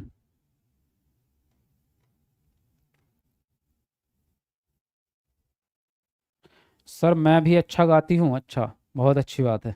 मैं अच्छा नहीं गाता भाई, मेरे से उम्मीद मत रखना। चलो लिखते रहो जल्दी जल्दी अपना अपना आंसर। और हमारे 2500 लाइक होने वाले हैं, क्या बात है, जल्दी जल्दी पूरे करो यार, 3000 करने हैं वैसे हमें। चलो 2500 में 5 लाइक कम है अभी, तो 5 बच्चे कमेंट को काट के जल्दी लाइक करके आओ। कौन बनेगा करोड़पति, कौन बनेगा 2500 वाला लाइक करने वाला? 2500 वाला लाइक कौन करेगा आप लोगों में से, जल्दी बताओ। वाइगोत्स्की के सिद्धांत का नाम बताओ जल्दी से कमेंट में लिख के, किस किस को याद है? वाइगोत्स्की के सिद्धांत का नाम लिखो कमेंट में, देख रहा हूं मैं इधर। हाँ, तो कौन से सिद्धांत है? सामाजिक सांस्कृतिक विकास का सिद्धांत है ना। तो इन्होंने कौन से विकास पर आधारित अपनी पूरी बात कही है? सामाजिक विकास पर आधारित, ठीक है ना। इनके सिद्धांत पे सबसे बड़ी बात किस में होती है? समाज पे। तो जो भी बच्चा सीखेगा, जो भी बच्चे का विकास होगा, सब किस में होगा? समाज में होगा। समाज के बिना नहीं हो सकता, ना लर्निंग हो सकती, ना ही विकास हो सकता। बच्चा बड़ा भी नहीं हो सकता बिना समाज के, जैसा पैदा हुआ वैसे ही रहेगा। समाज का मतलब ये हुआ कि बच्चे को बड़े होने के लिए उसको खान पान चाहिए, जो कि समाज का हिस्सा है। बच्चे को बड़े होने के लिए अच्छा पारिवारिक पोषण चाहिए, तो वो भी समाज का हिस्सा है। तो समाज के बिना कुछ भी नहीं होगा। तो फोर्थ ऑप्शन यहाँ पर आपका एकदम सही है। अगला प्रश्न है आपका, एक शिक्षिका अपने शिक्षार्थियों की विभिन्न अधिगम शैलियों को संतुष्ट करने के लिए वैविध्यपूर्ण कार्यों का प्रयोग करती है, वह खालिस्तान से प्रभावित है, किससे? पहला ऑप्शन है कॉल्बर के नैतिक विकास के सिद्धांत से, दूसरा है गार्डनर के बहुबुद्धि सिद्धांत से, तीसरा है वाइगोत्स्की के सामाजिक सांस्कृतिक सिद्धांत से, या फिर प्याजे के संज्ञानात्मक सिद्धांत से। तो बताओ यहाँ पर कौन सा ऑप्शन सही जाएगा। चलिए लिखेंगे अपना अपना आंसर आप।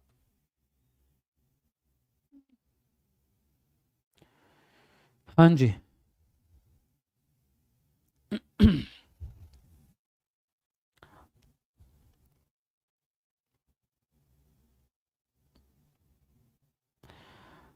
हम 3000वां लाइक करेंगे, ओहो। अब इतना वेट करोगे आप, तो आप जल्दी जल्दी लाइक करवाओ ना, और उसे अपने मम्मी पापा से लाइक करवाओ वीडियो को। सर सच्ची आप बहुत अच्छा पढ़ाते हैं, अच्छा Priyanka ji, thank you very much.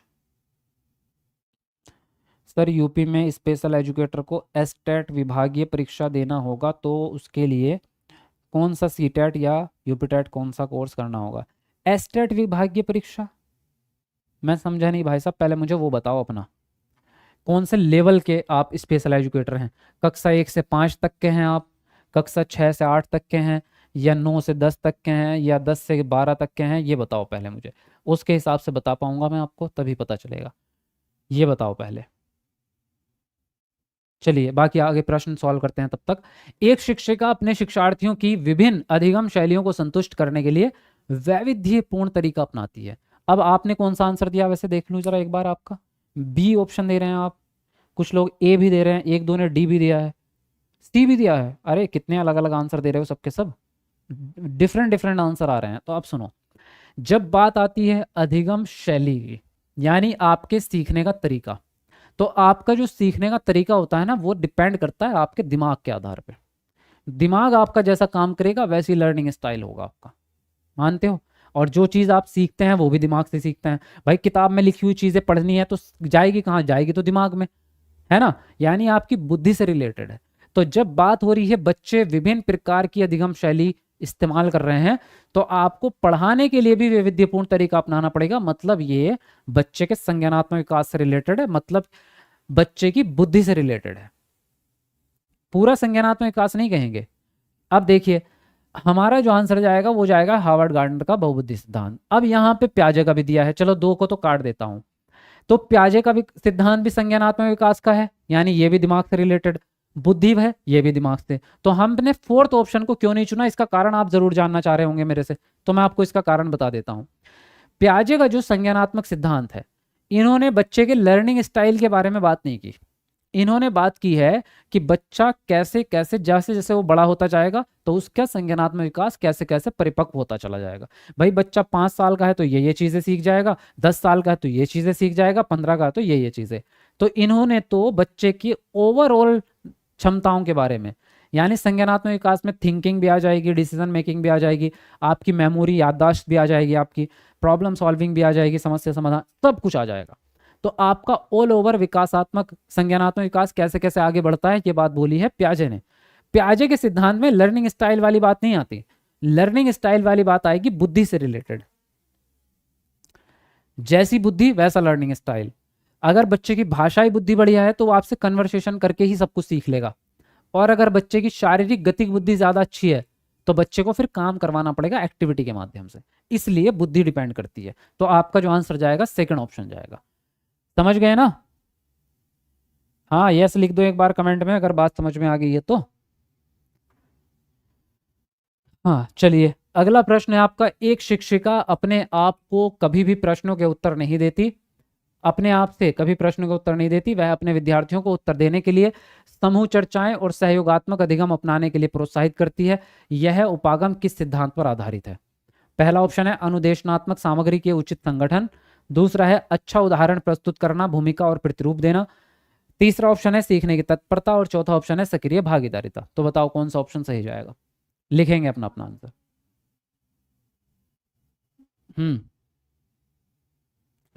Please बताओ सीटेट लेवल 2 के लिए है? हाँ हाँ सीडीपी तो दोनों के लिए कॉमन ही होती है। सर मेरा सीटेट बैच तो दिला दो। दिला दो क्या क्या मतलब है? आप कॉल कर लो ना, मिल जाएगा आपको। मैंने आपको जो नंबर दिए हैं ऑफिस के उन पे आप कॉल करो, मिल जाएगा बैच।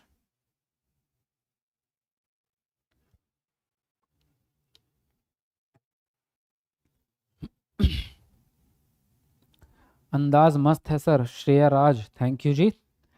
मैं तो ऐसा ही हूँ भाई, देखो मैं ज़्यादा सीरियस होके नहीं पढ़ाता, मेरा ये भी नहीं है कि मैं बहुत ज़्यादा प्रोफेशनल लैंग्वेज यूज़ करूँ, मैं तो आप लोगों के जैसा हूँ, ऐसे ही पढ़ाता हूँ मैं दैनिक जीवन के हिसाब से पढ़ाता हूँ क्योंकि मुझे यही अच्छा लगता है, और इसी स्टाइल से बच्चों को समझ में भी आसानी से आ जाता है और बच्चे बोर भी नहीं होते, है ना? अब मैं वही प्रोफेशनल लैंग्वेज इस्तेमाल करूँ, we are going to start the chapter named child and development and pedagogy and we are here to discuss वगैरह वगैरह, भाई वो नहीं मज़ा आता भाई। क्यों फालतू की, मतलब उन चीज़ों से ऐसा लगता है दिमाग पे कोई जोर डाल रहा है, दिमाग पे नशे पे जोर डल रहा है। क्यों? जब हमें आम तरीके से बातें समझ में आ सकती हैं, आम बातें करके सब कुछ याद हो सकता है, पढ़ाई बढ़िया हो सकती है, तो यही करो ना। तो मुझे तो यही पसंद है भाई, है ना? ऐसे ही बढ़िया लगता है, ऐसे पढ़ना भी बढ़िया लगता है, मनोरंजन भी होता रहता है, आपस में एक दूसरे से अंडरस्टैंडिंग भी अच्छी बनती है ना? तो और हमें पता है हमारा पूरा देश गाँव का ही देश है, शहर में जो लोग आए हैं वो भी गांव से आए हैं। तो यही तरीका बेस्ट है, इसी से पढ़ते हैं ना, बस यही मज़ेदार है ना। क्यों दिमाग पे ज़बरदस्ती का लोड डालना है जब हम बिना लोड डाले भी पढ़ाई कर सकते हैं, है ना। समझ में आई बात। तो मैं मस्त मौला हूँ, देखो मैं, और मैं कॉमेडी भी करता हूँ, मैं आप लोगों को कुछ बोल भी देता हूँ, है ना।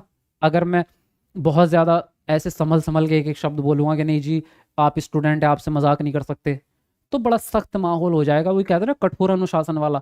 वो तो हम यहाँ मना कर रहे हैं सीटेट में, तो हम खुद ही करते हैं उसको, नहीं करेंगे ना हम तो ऐसे ही रहेंगे मौज मस्ती वाले, मजाक भी चलती रहे पढ़ाई भी होती रहे, सब काम बढ़िया चलते रहेंगे। चलिए अब देखिए, इसने बोला समूह चर्चाएं और सहयोगात्मक अधिगम।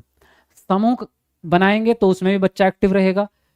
सहयोगात्मक अधिगम, मिलजुल के काम हो रहा है, सारे बच्चे मिल करके पढ़ाई कर रहे हैं भैया, वहां पे भी बच्चा एक्टिव है, बच्चा कर रहा है काम को। तो जब बच्चा एक्टिव होकर सीख रहा है सारी चीजें, तो कौन सा रूल लागू होगा, सक्रिय सहभागिता का। बच्चे एक्टिव होकर के भागी हैं उसमें, मतलब काम कर रहे हैं बच्चे। अब बाकी अनुदेशन तो आपको पता है, सीधे ऑर्डर देना, तो ये तो नहीं चाहिए हमें। उदाहरण प्रस्तुत कर रही है टीचर, तो उसने पहले ही मना कर दिया, उसने प्रश्नों के उत्तर नहीं दिए बच्चे को, उदाहरण प्रस्तुत नहीं किए टीचर ने बच्चों से ही काम करवाया है। सीखने की तत्परता यानी कितने रेडी है बच्चे, इस लेवल पे काम हो रहा है नहीं हो रहा, यहाँ सीधे बच्चा ही काम कर रहा है इसे। तो आपका आंसर फोर्थ ऑप्शन राइट जाएगा। क्लियर है ना, बात समझ में आ गई है। बढ़ते हैं अगले प्रश्न की ओर। देखिए अगला प्रश्न है, निम्नलिखित में से कौन सा शिक्षक से संबंधित अधिगम को प्रभावित करने वाला कारक है। पहला ऑप्शन है बैठने की उचित व्यवस्था, दूसरा है शिक्षण अधिगम संसाधनों की उपलब्धता, तीसरा ऑप्शन है विषय वस्तु या अधिगम अनुभवों की प्रकृति, और डी ऑप्शन है विषय वस्तु में प्रवीणता। बताएंगे आप कौन सा ऑप्शन सही होगा, कमेंट में जल्दी जल्दी अपना आंसर लिखेंगे।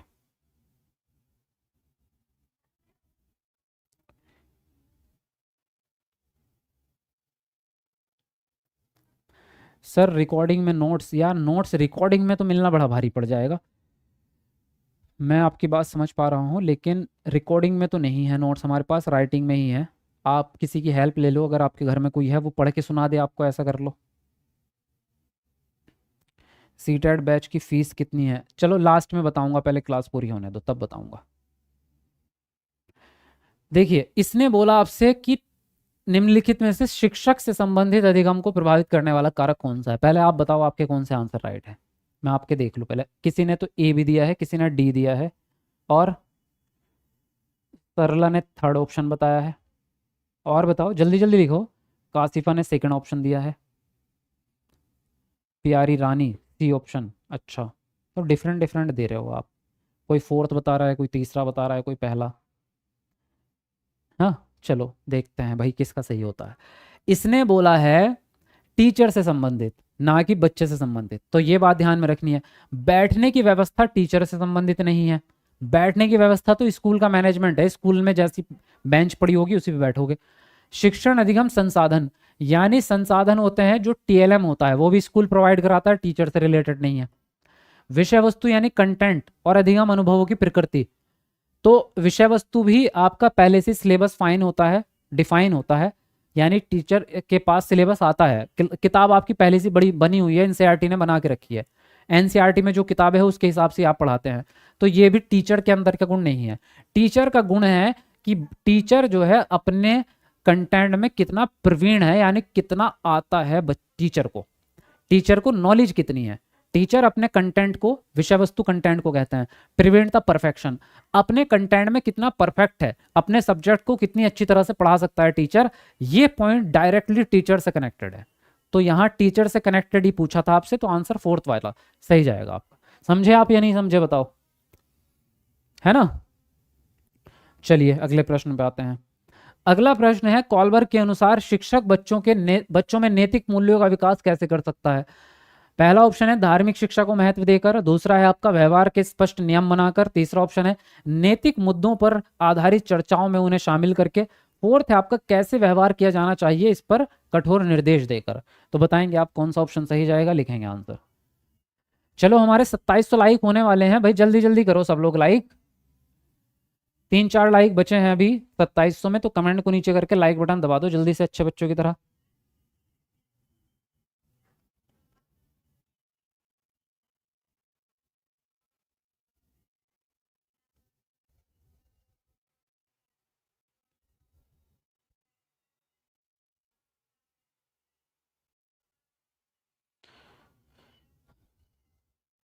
जी सर, यूपी में क्लास 6 to 8 के स्पेशल एजुकेटर को एसटेट विभागीय परीक्षा देनी है, तो कौन सा सीटेट और यूपी टेट का कोर्स करना ठीक रहेगा? 6 to 8 के ना, तो आपको सेकंड वाला करना है, जूनियर वाला। सीटेट का भी सेकंड पेपर और आपका यूपी टेट वाला भी सेकंड पेपर, यूपी टेट का भी सेकंड पेपर आप करेंगे, ठीक है।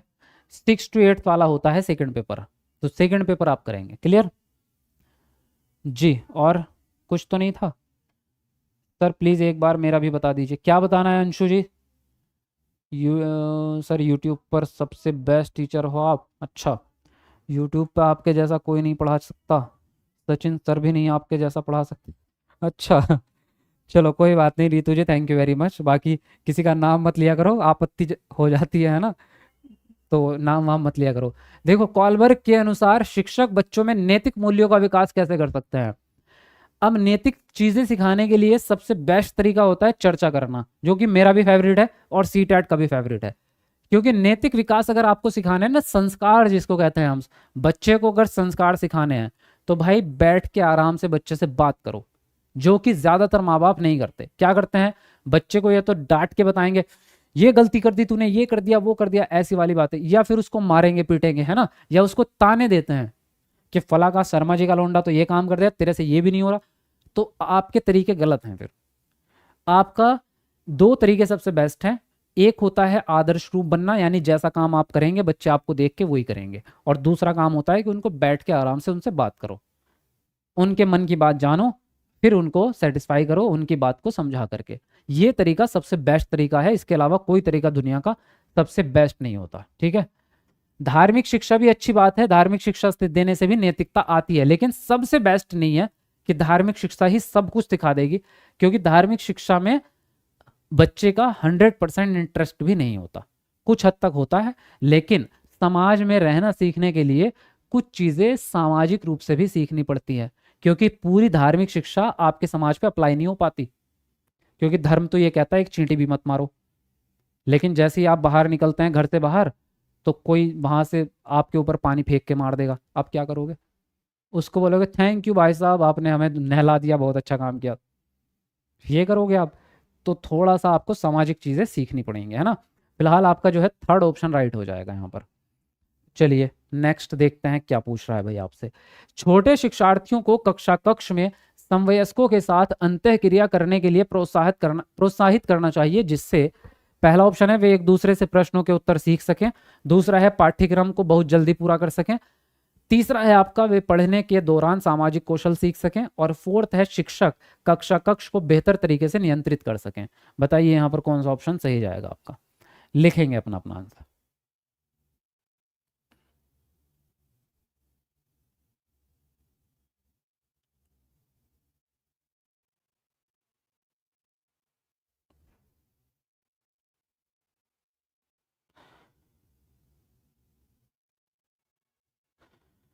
जी, कोई भी कितना अच्छा हो, लेकिन हमारे शादाब सर बेस्ट हैं। Sharandeep Kaur, thank you very much Sharandeep ji. भाई आप लोगों का प्यार है जो मुझे अच्छा लगता है, जो इतना मोटिवेशन देता है, उसके लिए थैंक यू वेरी मच जी। बाकी आप जो कमेंट करते हो वो मेरे को काफ़ी मोटिवेट करते हैं, जैसे कि उनसे बेहतर आप पढ़ाते हो सर जी, हम फरवरी बैच के गारंटी बैच में हैं, ज़ीरो से हीरो आप बना देते हो। तो ये ही आपका मोटिवेशन जो है मुझे और मेहनत करने के लिए आगे बढ़ाता है, क्योंकि मैं रिजल्ट देखता हूँ तो मुझे इससे खुशी आती है भाई। जो आप कहते हैं ना, मैं आपकी बात नहीं मानता। आप मेरे को ये बात बोलोगे ना कि सर आपने इतना अच्छा पढ़ा दिया, बहुत बढ़िया, आप तो हीरो हो, है ना, मुझे उससे सेटिस्फेक्शन नहीं मिलेगा। मुझे सेटिस्फेक्शन तब मिलता है जब मैं आप लोगों से टेस्ट लेता हूँ और प्रश्न कराता हूँ ना, और मैं देखता हूँ कि ये बच्चा वो बच्चा था, जब पहले दिन आ रहा था तो रो रहा था ये कमेंट में। मैंने देखा है ना ऐसे बहुत सारे बच्चे, जैसे कि एक यशोदा नाम की लड़की है, लड़की नहीं है वो तो महिला है, एक और विनीता, और एक और बहुत सारे लोग हैं ऐसे जो मैं देखता हूँ, जो पहले दिन जब आए थे ना यहाँ क्लास में रो रहे थे, रो कि सर जी हमें तो पढ़ना आता ही नहीं है, पढ़ाई में इंटरेस्ट नहीं आ रहा, कुछ भी समझ नहीं आता, एक भी सारे क्वेश्चंस गलत होते हैं, रोते थे, सच में रोते थे, फोन पे भी कर करके रो। लेकिन जब आप अब देखोगे ना इन लोगों को, तो इनका ये हो गया है कि अब 25 30 में से 25 27 24 नंबर मार रहे हैं ये, तो मुझे इस पे आता है विश्वास, रिजल्ट पे। तो अब मुझे लग रहा है कि हाँ, जो चीज़ें मैंने आपको पढ़ाई हैं या जो कंटेंट मैं आपको गारंटी बैच में दे रहा हूँ वो वाकई में वैल्यूबल है भाई। अब उससे अगर इतना कमज़ोर बच्चा इतने लेवल पे आ सकता है, तो जो थोड़ा इंटेलिजेंट बच्चे हैं वो तो फिर टॉपर बन सकते हैं। तो इसलिए मुझे कॉन्फिडेंस रहता है। अब ये आपका जो आंसर आते हैं ना बढ़िया बढ़िया, ये इससे बढ़िया सेटिस्फेक्शन कोई नहीं है भाई दुनिया में। देखिए, छोटे विद्यार्थियों को कक्षा कक्ष में समवयस्कों के साथ अंतःक्रिया करने के लिए क्यों मोटिवेट करेंगे आप? यानी बच्चों को एक दूसरे के साथ काम करने या एक दूसरे के साथ पढ़ाई करने के लिए क्यों कहते हैं? इससे क्या फायदा है? क्या एक दूसरे से प्रश्नों के उत्तर सीखेंगे वो? नहीं। क्या इससे आपका सिलेबस जल्दी पूरा हो जाएगा? नहीं। इससे सामाजिक कौशल बढ़ेंगे बच्चे के। जब हम एक दूसरे के साथ मिलते हैं, एक दूसरे से बातचीत करते हैं, एक दूसरे के साथ काम करते हैं, तो हमारी सामाजिकता बढ़ती है। हम सामाजिक विकास बढ़ता है कुल मिला के। तो थर्ड ऑप्शन आपका राइट होगा। शिक्षक कक्षा कक्ष को बेहतर तरीके से नियंत्रित कर सकता है। तो आपका काम नियंत्रण करना थोड़ी है, आप कोई जेलर थोड़ी हैं कि सारे कैदियों को नियंत्रण करोगे। अगर आपके बच्चे को आपका पढ़ाया हुआ समझ में आ रहा है और बच्चे खुश हैं आपकी क्लास में, तो उनको नियंत्रित करने की जरूरत ही नहीं पड़ती। वो अपने आप से शांत रहते हैं, अपने आप से पढ़ाई पढ़िया करेंगे। कुछ करने की जरूरत नहीं है, डांटने वाटने की जरूरत भी नहीं है। तो आपका थर्ड ऑप्शन यहां पर सही हो जाता है। क्लियर? चलो जी, आगे बढ़ेंगे अगले प्रश्न की ओर। अगला प्रश्न है, जब एक निर्योग्य बच्चा पहली बार विद्यालय आता है तो शिक्षक को क्या करना चाहिए? पहला ऑप्शन है, बच्चे की निर्योग्यता के अनुसार उसे विशेष विद्यालय में भेजने का प्रस्ताव देना चाहिए। दूसरा है, उसे अन्य विद्यार्थियों से अलग रखना चाहिए। तीसरा ऑप्शन है, सहकारी योजना विकसित करने के लिए बच्चे के माता पिता के साथ चर्चा करनी चाहिए। और डी ऑप्शन है, प्रवेश परीक्षा लेनी चाहिए। अब बताएंगे आप कौन सा ऑप्शन सही जाएगा, लिखेंगे अपना अपना आंसर जी। चलिए फटाफट से लिखेंगे।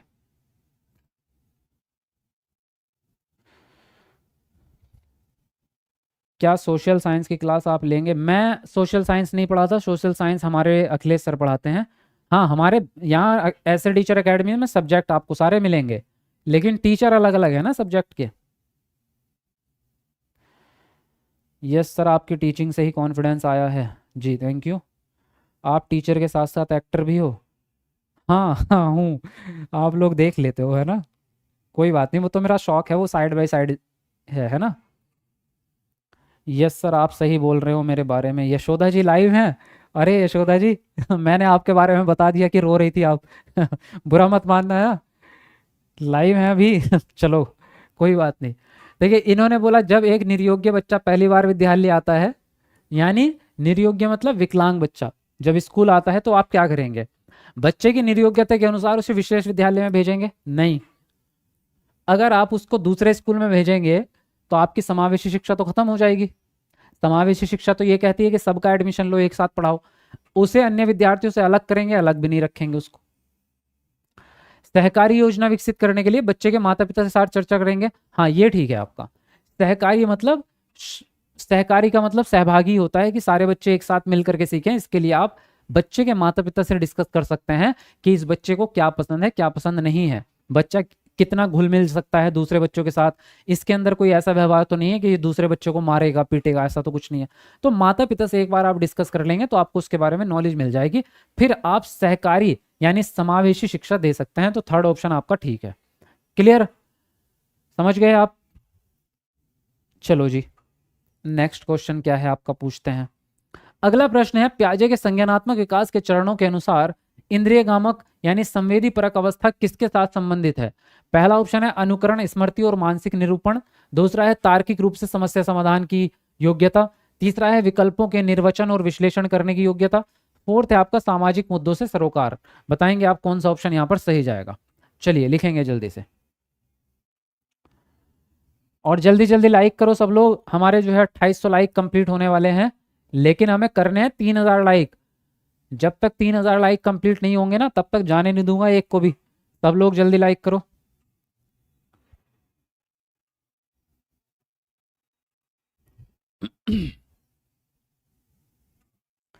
सर ऐप पर लाइव क्लास कब होती है? वो आप कॉल करके पूछ लो भाई, हमारी टीम से पूछ लो, जो कॉलिंग नंबर है ऑफिस के, वहां से आपको बता देंगे। सारी क्लास का टाइम मुझे भी याद नहीं रहता, ठीक है।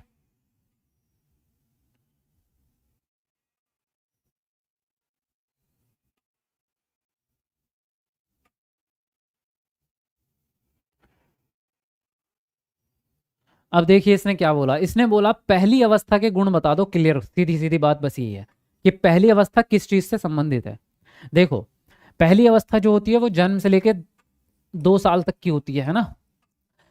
सामाजिक मुद्दे आते हैं किशोर अवस्था में, यानी 12 साल के बाद। विकल्पों का निर्वचन, विश्लेषण, विश्लेषण करना तीसरी स्टेज में आता है, थर्ड वाली में, जिसकी उम्र होती है 7 साल से लेके 11 साल तक। तार्किकता, ये भी तीसरी स्टेज में ही आता है जीन पियाजे के, और ये है पहली अवस्था। तो पहली अवस्था के गुण है अनुकरण यानी नकल करना, स्मृति यानी याद करना, और मानसिक निरूपण। मानसिक निरूपण का मतलब होता है किसी भी वस्तु को उसकी बनावट के आधार पर पहचान करना। जैसे ये पेन है, तो अगर आपने बच्चे से कहा कि इसको पेन कहते हैं, और फिर बच्चे से आप कुछ थोड़े टाइम के बाद पूछोगे ना एक पेन लेके आओ, तो हो सकता है वो लकड़ी का टुकड़ा उठा के आपको दे दे, लो ये रहा पेन। आप कहेंगे ये थोड़ी पेन है, वो कहेगा ये ऐसा ही तो है, सेम ही तो दिखता है ना।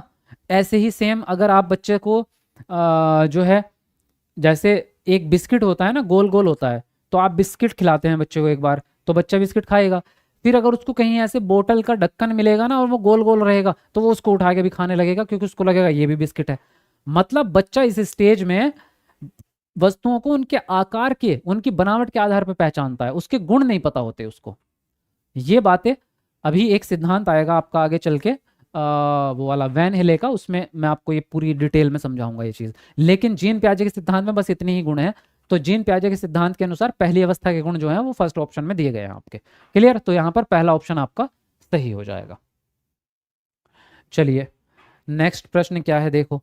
इसने बोला मानव व्यक्तित्व किस चीज का परिणाम है, पालन पोषण और शिक्षा का, या आनुवंशिकता और वातावरण की अंतःक्रिया का, या केवल वातावरण का, या केवल आनुवंशिकता का। तो बताओ यहां पर कौन सा ऑप्शन सही जाएगा।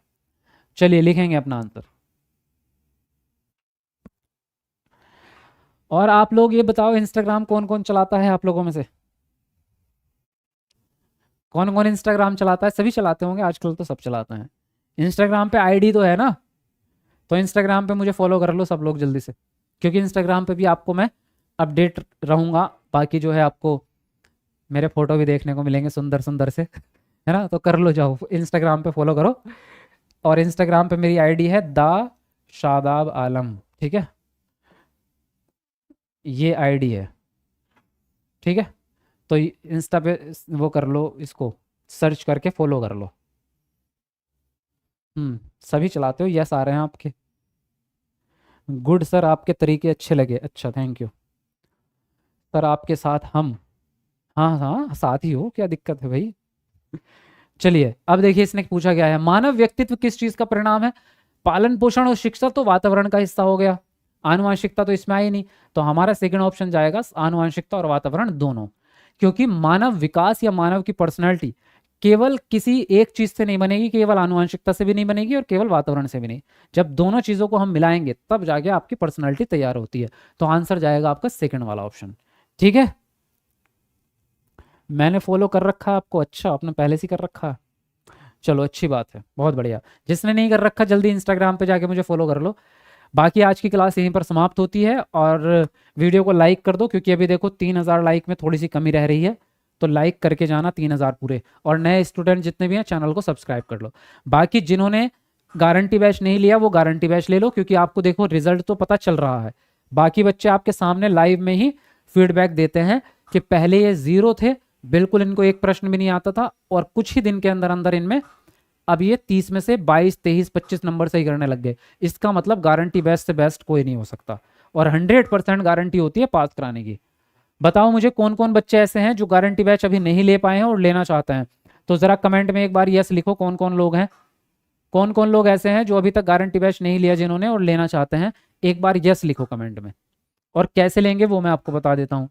देखिए ये हमारे ऑफिस के नंबर हैं, कॉन्टैक्ट नंबर, आप इन पे कॉल करिए, वो आपको पूरी बात समझा देंगे। हमारी पूरी टीम बैठी होती है, वो आपको पूरी बात समझा देंगे कि कैसा एडमिशन होगा, कैसे आप फीस जमा करेंगे, सब कुछ बता देंगे, ठीक है। जी सर, 25 में से 25 आ रहे हैं, देखो लोगों के 25 में से 24, 22, वाह क्या बात है, वेरी नाइस। मैं लूंगी सर, अच्छा फरहीन जी भी कह रही हैं, राम यश वर्मा, बहुत सारे स्टूडेंट हैं जो अभी, आजमी सेफी। कितनी फीस है वो भी बता देता हूँ मैं आपको। ये गारंटी बैच है, गारंटी बैच ऐप पे चलता है, ये तो यूट्यूब की क्लास है।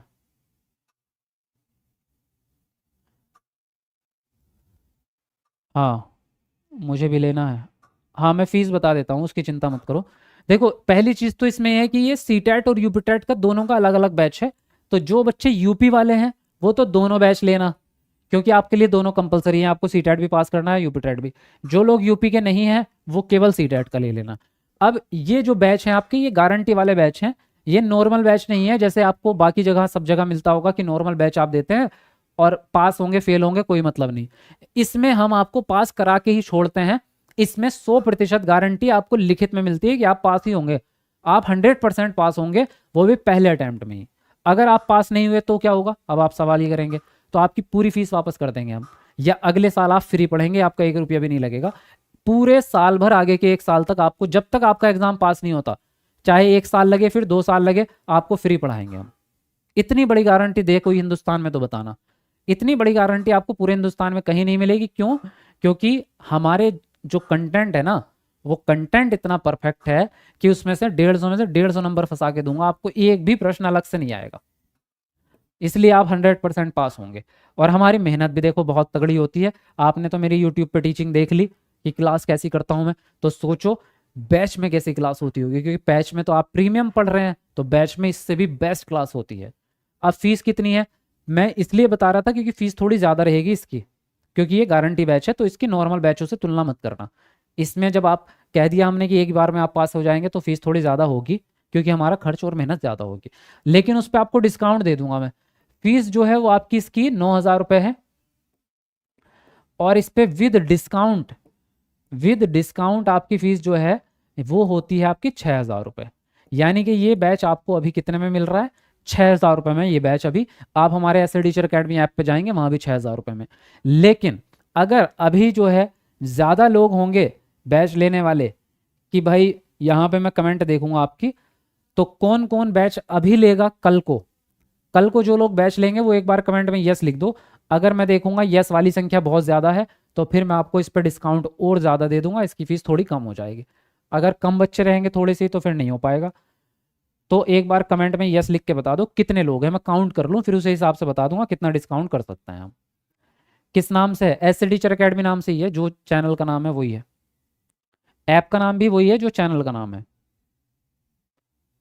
सर, टेट गारंटी बैच में भी है, हाँ। उसमें मेरी क्लास अभी सीडीपी की अभी स्टार्ट होने वाली है। तो कितने हैं? ये आ गई हैं जवाही दयाल, और फिर है प्रशांत, मोसव्विर, पूजा, पॉइंट्स, मिश्रा नाज। और कौन कौन है? सभी लोग बताओ भाई, यस लिखो कमेंट में एक बार। आपका इंस्टा पे वीडियोस मस्त है, अरे हाँ हाँ ठीक है, इंस्टा पे देख लो जाके आप। इंस्टा वाली बात हो चुकी है। चलो ठीक है। English medium, English marathon, English marathon आपको पिछले साल की है यूट्यूब पे, अभी इस साल तो हुई नहीं है। चलो ठीक है, मैं थोड़ा सा आपका लिए कर देता हूँ, लेकिन सिर्फ एक ही दिन के लिए रहेगा भाई, कल कल के लिए, ठीक है? कल कल के लिए रहेगा। इसको थोड़ा सा हम कर देते हैं, चलिए। आपका यहाँ से हम कर देते हैं 6,000 से इसको 4,000 कर देते हैं, ठीक है भाई? अब ठीक है ना, आप खुश हैं? अब देखो 4,000 बहुत अच्छा है, बहुत इतना नहीं है, क्योंकि आप 100% पास हो जाएंगे, वो भी इतने बड़े एग्जाम में, कॉम्पिटेटिव एग्जाम में। पहली बार में गारंटी बैच है। बाकी इसके अलावा मैं चलो एक और आपको जो है चीज़ कर देता हूँ थोड़ी सी, वो ये है कि स्टार्टिंग के 50 लोगों के लिए थोड़ा सा ज़्यादा कर देंगे, है ना? तो आप जितनी जल्दी कर लेंगे शुरू के 50 लोगों को, चलो 3,500 रुपये में हम यहाँ पर आपका करवा देंगे। तो अगर आप 3,500 रुपये में लेना चाहते हैं तो जल्दी कर लेना। और कितने बजे से करते हैं आप? सुबह 10 बजे से, ठीक है? सुबह 10 बजे से आप कॉल कर सकते हैं। तो अब आप, ये आपके ऊपर डिपेंड रहेगा कौन कितनी जल्दी कॉल करता है। अगर आप सुबह में सवेरे ही कॉल कर लेंगे जल्दी से, तो आपको जो है सुबह सुबह ही 3,500 में मिल जाएगा। थोड़ी देर बाद करेंगे 50 सीटें बाद में, तो 4,000 में मिल जाएगा, ठीक है? बाकी परसों अगर करोगे तो फिर तो आपको 6,000 में लेना पड़ेगा। दोनों पेपर देना जरूरी है, यूपी वालों को तो दोनों देने पड़ेंगे, टी टेट का भी यूपी टेट का भी। यूपी वाले तो दोनों पेपर देंगे, ठीक है? बाकी सीटेट में भी दो होते हैं, पेपर 1 पेपर 2, और यूपीटेट में भी पेपर 1 पेपर 2 होता है। ये एक की फीस है, दो की नहीं है। अगर आप दोनों लेंगे ना, कि आपको जो है फर्स्ट से पेपर भी लेना है प्लस सेकंड पेपर भी लेना है, तो जब आप दोनों कॉम्बो लेंगे तो फिर वो वैसे 7,000 बैठेंगे, लेकिन आपको 7,000 में नहीं 5500 रुपये में दे देंगे हम दोनों पेपर। ठीक है, कुछ कम कीजिए। अरे कर तो दिया कम, हमारी भी सोच लो थोड़ी सी, हमारा बहुत खर्चा लगता है यार। हमारी इतनी बड़ी टीम है, बहुत सारे लोग हैं, इनकी सबकी सैलरी जाती है, बहुत सारे खर्च होते हैं, और गारंटी बैच में जिम्मेदारी कई गुना ज़्यादा होती है। हम एवं ही नहीं पढ़ा सकते ना आपको कि सिलेबस निपटाओ भागो यहाँ से, वो तो नॉर्मल बैच वाले हैं। यहाँ तो आपको एक एक शब्द याद करवा के भेजते हैं भाई, बहुत मेहनत लगती है आपके साथ, ये बात थोड़ी सी समझो आप। कब तक बैच मिलेगा? कल को ही मिल जाएगा आपको हैंड टू हैंड, या अभी आधा घंटा है आपके पास, अभी लेना चाहें आप अभी ले लो। 9 बजे तक ऑफिस ओपन रहता है, अभी है हमारी टीम यहीं पे। अगर आप अभी लेना चाहते हैं तो 50 लोग तो मुझे लग रहा है अभी फिर खत्म हो जाएंगे आपके। अभी लेना चाहते हैं अभी ले लो, लगा लो कॉल अभी तुरंत। मैं देख लेता हूँ एक बार कितने लोग बैठे हैं अभी ऑफिस में।